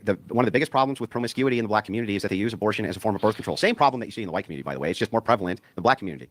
The next problem that you have there is the lack of religiosity, where there used to be a really strong core religious base of base black men. And they were patriarchal, very patriarchal. And the thing is that it's the idea of these feminist bra-burning lunatics that told black women not to be under the evil patriarchy of their men. And yet, at this point, the men are rolling over and allowing the matriarchy to take over in their own community. Is a return to traditional church ethics going to assist that? Of course it will. Of course it will. How do I know? Because it did then. Just a few short years ago. I'm not talking about hundreds of years ago. I'm talking about 60 years ago. By the way, there's other things that you can do too. Getting rid of EBT, getting rid of social programs which are designed to keep people dependent. These are all things which can be politically accomplished. Just like abortion, the starting of banning that was politically accomplished in our lifetime. And the thing is like, you have no prescriptions. Fuck, at least I'm trying here, man. Man, Andrew, you are Captain Obvious. This is the obvious Why didn't you obviously state it as a prescription? Because people have exhausted the means to be able to do this. Trust me, there have been people way better than you, that dress better than you and shave their beard better than you, that can do this, and they haven't been able to accomplish it. You have a Democratic Party that is highly influential. 92% of black women voted for Democrats. That's also possibly where most of those women go to church. Most of black churches are overwhelmingly women. It's a women's club, and you're telling me about something completely obvious that everybody has pointed out for 25 years. You're not giving me anything new. This is a completely obvious scenario, and you believe that you've enlightened me over here, and you're waiting for me to give you a solution. Let me tell you something. Not about changing your mind. You certainly would never do that. Now, at this particular point here, the unsettling experience that men experience in divorce, all right, you're saying you're just going to mitigate it or eradicate it. What about the small percentage of men that experience it and go through issues like high levels of self-deletion, high levels of them not being able to recover financially ever? They're still going to experience this under your scenario. This doesn't disappear. What prescription do you have for those men that went through your marriage and they got divorced 33%? What do you do with these men? Okay, 20%, 30%, it still was at a high rate. What prescription? You would hope so. You would hope so. The hope is not a strategy. Hold on for a second. What scenario do you have for men that you led into the burning building when they experience separation from their children, parental alienation, high levels of self-deletion? What prescription do you have, sir, that you sold? Have all parental alienation, separation from children. These are not these risks are not mitigated by not getting married. In fact, I'd say they're exacerbated. The reason I was able to get legal or sole custody of my daughter is because the marriage helped the separation since we had a kid, right? The divorce gave me a foundation to push off of with the divorce and custody proceedings. If you're not married, you're just filing for custody. That's a different situation. Then you've got to build a whole lot stronger case of why the kid should be with you instead of, the mom, especially as a man, especially for men. Marriage gives you a better shove off with divorce proceedings. You have all the answers. Please enlighten us. What are you going to do with these men? Are you going to enforce them to have sex with other virgins that you have on the sideline? I'll answer the question, but I want to make a deal with you that if I answer this last question of yours, that you'll actually answer when I ask you after that. Listen, we're not in a court of law. I don't have to answer anything. I can state something. Yeah, no, but I'm asking if we can make a deal. That if I answer this question, you answer the question that you asked me. So we're not going to make a deal on that? I'm not going to make a deal. Listen, you don't have to. I'm asking if you will. Possibly. So go ahead. Okay, well then I possibly will hold the debate hostage until you possibly make a deal with me. All right, great. So that gives me the floor. So we'll just sit here and stare at each other, or we just filibuster each other. Like at this particular point. So you don't want to answer it. You want to answer it. But you're not going to answer mine. I just want that clear. You're not going to answer mine after. You're just going to filibuster. I ask you the question, put it on the table. So this is pretty simple, right? What you're proposing here. Every policy prescription which is made anywhere in any nation with any people group, from the tribal all the way to the national level, is going to be a trade-off, no matter what. There's always going to be some people who are disaffected by it in some small percentage, and there's not a damn thing you can do about it. We don't run societies based on outliers. The second thing is, when it comes to suicide in men particularly, one of the best ways to mitigate that is to begin the process of eliminating deployment of troops abroad. because one of the biggest contributing factors to male suicide, including in marriage with divorce, is their veteran status. And it's because they really depend on their family to assist them with what's going on mentally from the fact they've been deployed in these wars. And one thing you could really do that would help that's what the American first policy is we want to bring troops home, no more foreign wars. That will greatly help and aid with this problem. And by the way, policy-wise, this sounds like propaganda from Putin.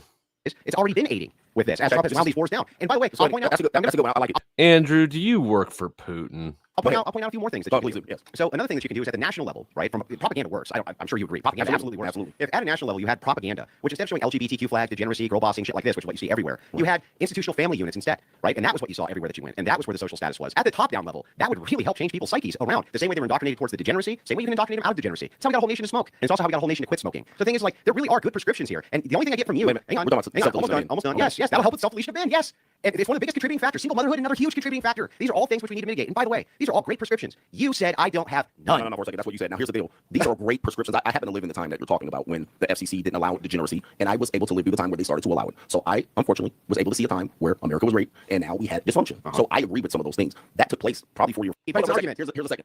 Okay. You're telling me it's going to take 50 to 100 years. I asked you about a man that's considering taking his life today. You're telling me about propaganda machine. Okay, there are men here that are been abandoned from their kids. They've been alienated. I'm talking about today. I'm not talking about in the church. I'm talking about today. Okay, you're telling me about some scenario where you're going to change liberalism and bring in righteous conservatism. That's not going to work today. We need solutions for men today, not 50 years from the turning point meeting. Okay, at this point, today we have men that are in dire need of help. They're going through unsettling situations and divorces. Quick promotion break. If you're watching on Flow State, there's a link pinned at the top of the chat for my main channel. I'm streaming to both channels. If you go watch it on the Powdered Dusty, which is my new main channel, so subscribe to that. If you go watch it there, you have fewer ads and a more active chat.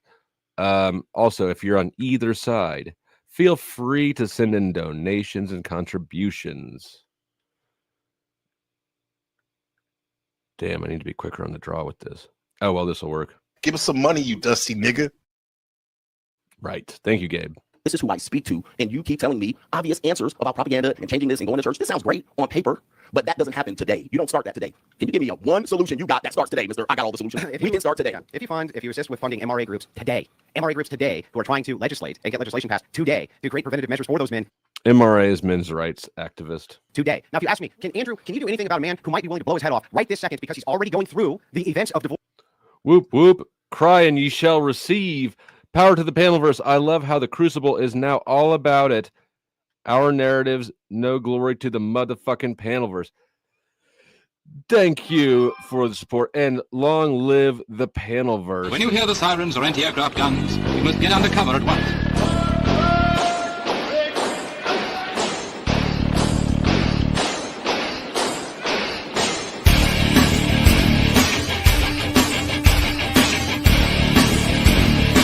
You're in the open with no cover, lie down.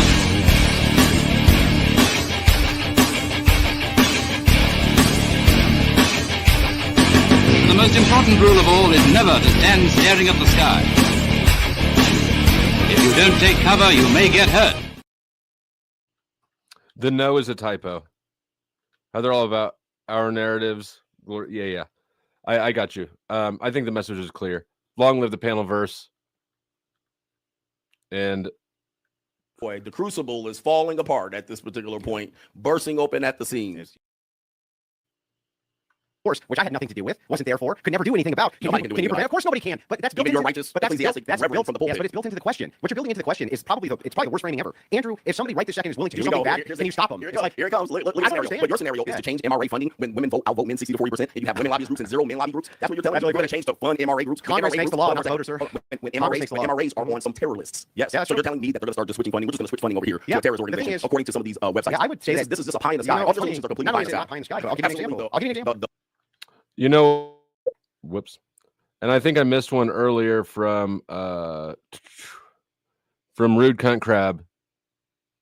I did. I apologize for missing this. Rude says, isn't he advocating stateless marriage? Is there stateless marriage divorce rate data to compare? Probably not. LOL. Absolutely, there's not. He's only advocating a stateless marriage for right now, right? He wants to get rid of the secular state and implement a theocracy. Least possible situation. Well, I'll give you an example of where it's already happened. So I would argue that the traditional churches are MRAs, so they are men's rights advocacy groups, and that's where traditional masculinity is mostly found today, where men are even allowed to be masculine. Hang on. Let me finish my point. And it is the case that those MRAs, in this case the traditional churches, already got abortion rolled back, didn't they? They're already moving these things back. They're already at the forefront of fighting degeneracy. They are also the ones who are at the charitable forefront helping those same veterans who are blowing their heads off when the government doesn't even pay any attention to them. When by the time the government was all done doing any of these reforms when it came to veterans associations, it was those pesky old traditions. The Bic Nick says, I'm not paying some dude to read my commentary. Bro, I got some of yours for free. But hold on. That's fine. Nobody has to pay me. Nobody has to. This, like I've said before, YouTube is one of the free, or one of the only, aside from windshield washing at a street light, I can't think of any other and maybe church, right?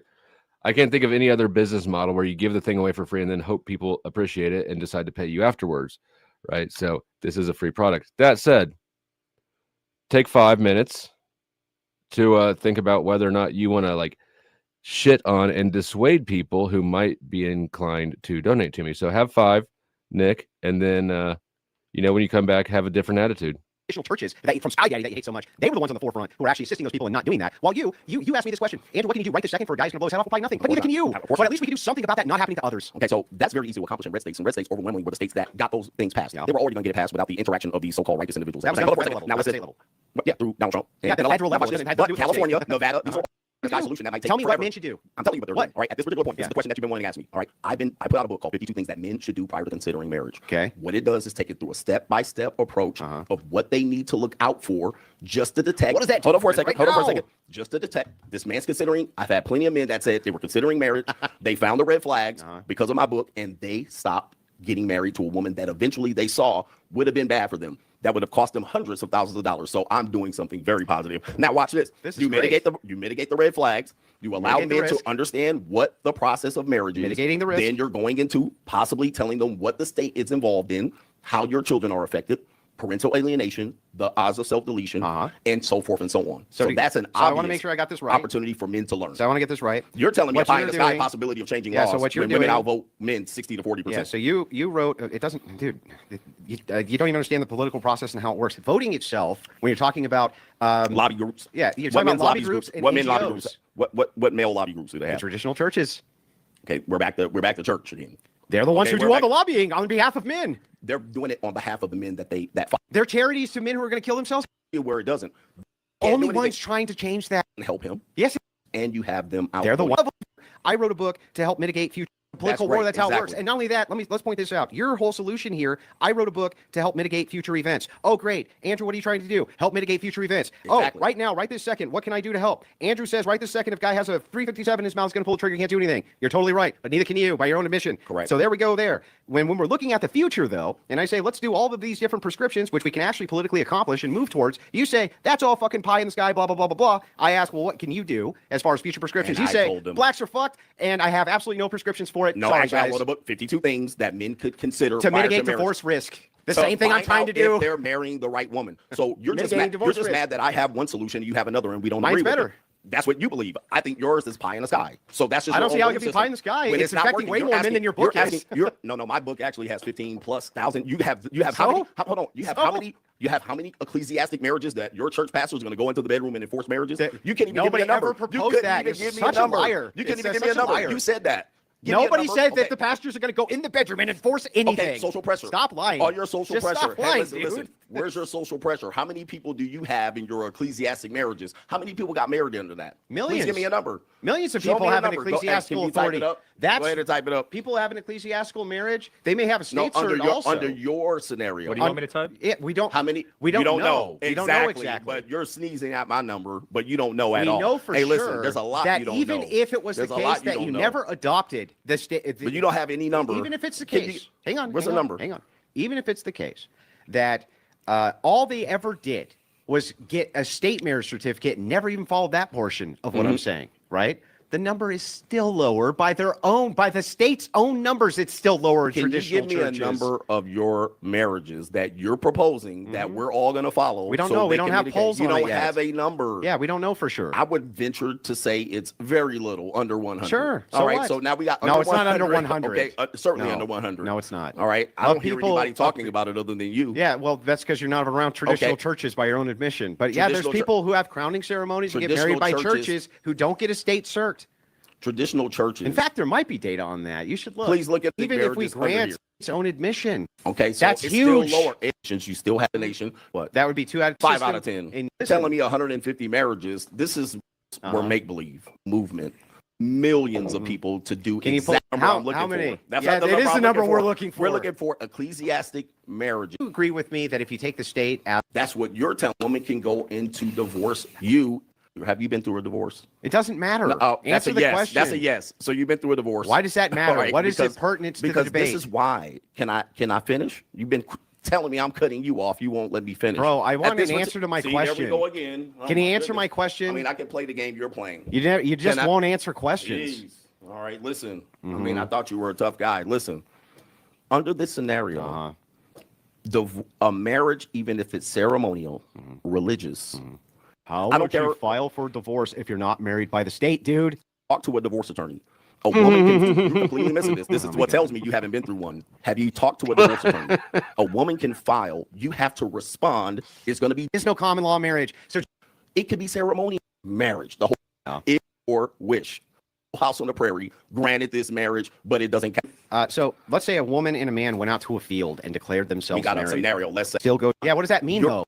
She files. She in all states on your petition lawsuit, and then you proceed to try. I'm divorce curious. is a lawsuit. Can you look this up? Can you file for divorce without ever getting married? Divorce is a lawsuit. Oh my goodness, you are slow. If you go into there and she so they're just suing you about getting married. Sure, summarize according to you. No. Response. No, you still have that's to not go. court. Listen, this is you got caught in court. Bring up up this and say, can hold on for a second. Divorce court. That's in the divorce court. That's the divorce court. Wait, is involved or something? Ridiculous. I mean, that's ridiculous. Listen. The family court is what people call the divorce court. There's no bill you're not married to. Because there's children, yes. Because there's children. Yeah. At that point. Yeah, but that was never.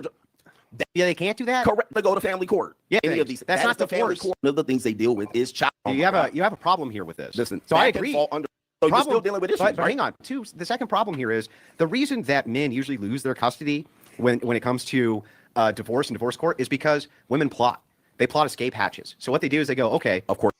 This is bullshit. Like, to claim that all women plot and no men plot is fucking crazy. The reason that women win in divorce win custody is because they tend to fight for the kids more.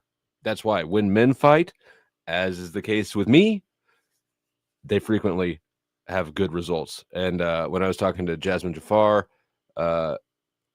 and she backed it up. Like, she confirmed it. She's not just a corn star, she's also a lawyer. And she had the data. I think I actually made it into a short on Flow State channel. Of course I do. Look, I'm going to take 2 years to make sure that you're fucking destitute on the way out, and then I'm filing in divorce court. Correct. You're going to get hit over the head from what happens in divorce court. Absolutely. Whole different ballgame, though. If it's the case that you have children with a woman and she goes and she files for custody, you're actually in a much better position to get custody at that point than if it was the case that you were married through the state, dude. Much better position. What? You're going to get hit over the head from what happens in divorce court. Absolutely. Whole different ballgame, though. If it's the case that you have children with a woman and she goes and she files for custody, you're actually in a much better position to get custody at that point than if it was the case that you were married through the state, dude. Much better position. False. We don't know that. No, 100% that's the case. You don't know that. You're guessing. Can you give me some data on that one? There's data on that one. Okay, go ahead and look it up. But we don't know that. Yes, that's just if it's the case. Hang on. It's not the case, and I can tell you why. It's because the divorce is a liquidation event, right? If you file for a divorce, the kids are considered assets. So the custody will take place under the marriage, and the dad will already have, it will be assumed that they have equal access to the kid, right? Whereas if you're not married and quite possibly not living if you're not married, you can't file for divorce. So then let's say the two people are living together, they're not married and they have a kid together, things aren't working, the dad moves out. This is no longer a liquidation event. This is a dad moved out event. That doesn't mean that dad gets custody because he moved out. He's the one that moved out. So now you got to file for divorce and build a whole case for why the mom is an unfit parent because you moved out. But if you're married, then you moving out, that is a liquidation event that brings custody into the narrative. Like, this is crazy. You obviously are better off in a custody situation if you're filing for divorce than if you're just moving out. If it's the case, if you're not legally that married. men who fight for custody, Correct. right? Yes, that's correct. But they're in a better position to fight for custody if they're not going through the divorce court, if they're only getting motions for child support or Well, we child know, custody. actually, I'll tell you something. If you are not married to them, you actually fare a little bit worse. If you're not legally married, that's true. If you're not legally married to, let's just take a baby mom, baby dad situation. Yeah. If he's not legally married to them, they typically fare a little bit worse. Yes. In custody cases. I just said that. Right. Correct. Yeah. So at that point, they're still faring worse. If No, they're they're faring married, better. That's been in court. We can look at this. If they're not legally married, Yeah. they can be married, but this depends on jurisdiction. It's because of the unplanned nature of it. Correct. But if it's Exactly. planned- but if it's planned, we don't know. No, we do know. The judge actually. doesn't know. Hang on. How do they know? We do. So now you're saying Nope. you're going in there Hang to on, use that we're not legally married, but we're married. Here's how we can logically, I think I can actually logically demonstrate this, and I think you'll agree. Okay. So the reason that men tend to fare bad in custody disputes and in divorces is because it's unexpected. So usually they're getting hit with it and it's unexpected, even if it should be expected. Well, that's with anything in life. If you get caught off guard, you're not prepared for it, right? Ta-da. Because it's unexpected, they have time to plot, they have time to plan, this kind of thing, Domestic right? violence And so they issues. can hit them with it, right? That's, I mean, Okay. if you have the ecclesiology, Be able to fund well, that. they do, man, and bullshit walks. Exactly. I agree with that. That I can agree with. Yeah. But they're not going to be able to fund Well, that. they do all the time. Listen, They all right, insist. but- We do have stats but on this. Most people are not under this veil of. That's typically what's going to happen. Because the childbirth itself is unplanned. But if they're with a woman long term as a partner, they actually do better. Absolutely. And I was even one if of they're those. not And I was married. one of those. Even if they're not married. Typically, yes. That's. But because there's a lot of factors here. Some of the Planned. other factors Because that some usually happens early. they were together. But this goes. I'll just throw this aspect eliminated. Yeah. What eliminate all divorce? It was. And it's mitigating. Women are getting married at an older age. A lot of men choosing to not marry. The reason that women are getting married, propaganda that says women career, right? Loans and things like this. Are coming because they spend all this time in college getting fucked. Very right? obviously. And This is obvious. So instead, use their childbearing.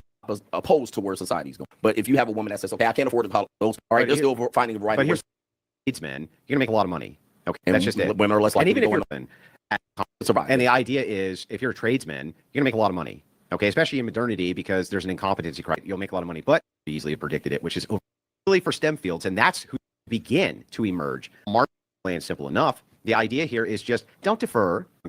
Is exactly what we should be doing. Churches that could get this done. No, not really. But in this situation here, I agree. I agree. Pick that. Although they're not going to college, they're fans. I don't see the degree because of oversaturation. Right. There's them to get married at the end. Yeah, Okay. but the thing too is there's almost 1%, which is that's huge. It's worked in post thing. Could you think people would probably marry? Okay, so this would be a nice at this particular point, but that you're scaling to. Yeah, scalability plus Oregon maybe or something like that. But tax credits, right? Degeneracy. Well, I'm not promoting degeneracy. However, sex outside of marriage. Well, who is that degenerate to? I mean, that's your right. Bible. So I mean, most of your Christians, your traditional. Hold on for a second. Most of your traditional Christian women that are getting married to these simps are blindsided, typically by women that were promiscuous. Sounds like so that sounds like normal. Sounds like sex out of marriage is bad. It sounds like it's really bad, but those are your women you're trying to marry, not the virgins that we're going to have. You think that this is mitigated by you being a secularist versus a Christian? Give me a break. I mean, you're not going to mitigate women throwing their pussy around the internet or Yeah, finding around the world. You can hardly mitigate that. I mean, you haven't done anything at this particular point. And anybody who, I mean, if you know, you know, church girls are the freakiest. Let's be real. They're busting it wide open on OnlyFans. Yeah, we can put these are the church women. You can outlaw OnlyFans. I mean, every one of your scenarios is a big major swing at they're not happening. All right, it's not happening. Did you know that the people versus Larry Flint was not long ago when the normalization of the porn used to be outlawed? Okay, it used to be outlawed all over the United States, and guess what? The effects that it had on the psychology of men and the effects it had on marriage were negligible. Legalized it, those eliminate Playboy and but you know what the thing is we don't quit because it might traditional today, tomorrow. Conservative women. To the porn point, you could back then you could ban porn and it would be reasonably effective because we didn't have these things, right? These things make the transmission of media so much easier and more instant that I just don't even think that you could outlaw porn effectively. That have thrown their punanis out. Some of them are single moms. Well, they're not traditional.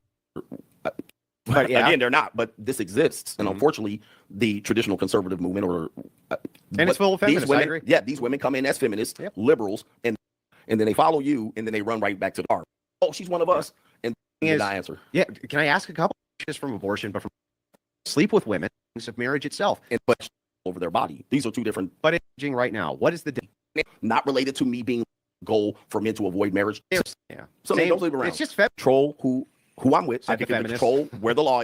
Women's property is the same secondary. shit. That's a secondary issue. Oh, that is a really trying to. You're really trying to cram this. They were like, we want credit cards. Narrative. We want to be able to control our bank account. Make issue. That side with the folks. I can control. If they want to, some men don't sleep around. Yeah, some men don't sleep around. It's just feminism for men, dude. No, that's what you want to call it. There's no prescriptions. It's just feminism for men. How's that not a prescription? I get to control who I'm with. I get to control where the law is. And hold on for a second. And I get to control where my finances are, not the state. Said the feminists. No. That's not. No. That's not. It's not the women's finances. We don't have a bank account. We can't decide what to vote. We can't decide what to do with our children. Women's property. It's the same shit. That's a secondary issue. That is a secondary issue. You try to compare it. You try to compare it and then say finances is body. I mean, come on. That's what you're really trying to. You're really trying to cram this. They were like, we want credit cards. We want to be able to control our bank accounts. We want to be able to control our finances. Secondary, tertiary issue. We're talking about what you framed it as. It's the primary issue. The primary issue for you is finances. It's not to sleep around. All right, that would be two different things. But I'm not maintaining my independence and staying single so I can sleep around. That's not the primary issue. I understand. It is for finances. So those are two different arguments. No, they're not. You want to make it the same for you? Go ahead. Let me give the explanation. Please. If every single argument you make, even if you say these ones over here are tangential, but I agree with them, is the same exact argument of the 1970s bra-burning feminists, whether or not that's what you believe, whether or not it's the primary goal, make it work for you. Hang on, man. Make it work for you. Even if it's the case, it's not the primary goal, it's a secondary goal. They're still the same goals. You framed it as the number one goal. Let me at least make the argument before you respond. Reach on in there, man. So the thing is, 70s feminists can rebut it because you can where we are currently, right? Men telling me the side effects equal to the men. The men didn't. At that particular point, the man is controlled. Two different reasons. It's apples and oranges. Apples. You just said it's the same comparable. The bad things, and then you want to reframe to repick what's good and what's bad. By the way, they were that's Democrats. A great snap. So resistant. You're reaching. You're creating a pie in the sky. And then, if I fast forward 15 realistic view for non-religious, that's your good doing is selling men a fantasy. Your prescription. Black community, yes. Okay. I gave you tons. No, give me your number about them just because it's all fine and dandy. You're comparing 120. Listen. That if they were not engaged in state marriage, the divorce rate would be even lower. You're talking about getting hit over the head 30% to 50%. Okay, that's great. It's huge. Give you that. That's huge. I'll give you that. That's the difference between 150,000 people. Yet you're telling me you have a better solution to mitigate that. Hold on. You're giving me a mitigating better than that 30%. That's way more than 150,000. Where's the solution for the better than the 30%? I've been asking for it. You can't tell me how many people that you got under these notorious contracts that don't. I can logically demonstrate it for you. There's no polling data for it. So what? Get that number. That would be a great. So you can tell the audience. Hold on for a second. You can tell the audience how many people that you're going to prevent from busting out this ecclesiastic contract with your little house on the prairie, whatever it is that you're doing. If you could tell your men how many people you have doing it and you prevent it. Let's respond again. Do you have the polling data for how many of the black men you personally helped? Press one. We're going to do it right now. Hundreds of thousands right now. Hundreds of thousands. Hey, everybody in the chat. Where's the polling data? We're going. So this was interesting. He said, I didn't actually look at Andrew's chat at this time. I was watching Coach Greg's, but their two chats moved about the same speed. Although Andrew had 6,000 people apparently watching. Gonna do it right now live. That's scientific. Everybody press one. That's polling data. A Coach Greg Adams. That's polling data. If you follow me for the last, you don't have hundreds of thousands of people in your chat, dude. Give me a break. Press one. If you can see, look. See that? Where's your polling data? You don't want to look. Look at this. Where's the polling data? Coach Gang represent. Do you have scientific polling data? That's more than your ecclesiastic contract. I can guarantee you that. Okay. Everyone in the Crucible chat who Andrew Wilson has helped, put one in the chat. That's scientific polling data. Says Coach. Whoever. I know you don't want to hear. I thought you was gonna let it happen. Unfortunately, we can't see the Crucible chat. That's not polling data. That's not polling data, dude. What are you talking about? That's not polling data. Were you gonna call me a doofus? Yes, that's doofus. Yo, man, that's crazy because I asked you for a number and I'm the doofus. You can't even give me a number. I gave you hard data. Wait, where's your army at? What's the name of your group? What's the name of your group? The Crucible chat. The Crucible Army. Go ahead and pull them up. And tell them how many real of them are under your Hang on. ecclesiastic And contract. let's make sure we got this straight. How many people are in his live chat right now? He's got 2,060. And see how many people are in mine. Let's go pull it up. They should beat me in your ecclesiastic contract. They should floor us in the ecclesiastic contract. Oh, 4,300. That's like not even double. Just one. All right, we're both doing well. Just one, please. Just one, please. And now that means I win. Where they at? That's Where they at? scientific polling Oh, data. there's crickets over there. Okay, Just ones. There Just they one. go. All I got to do is There's the ones, and that's crucible over scientific there. data. There's a couple of twos in there. I want the ecclesiastic contract marriages. Oh, no. That's what we're asking You for. said, who have I helped? Oh, wait a minute. That's different. No, you asked who, for me, who's followed my prescription. Yeah.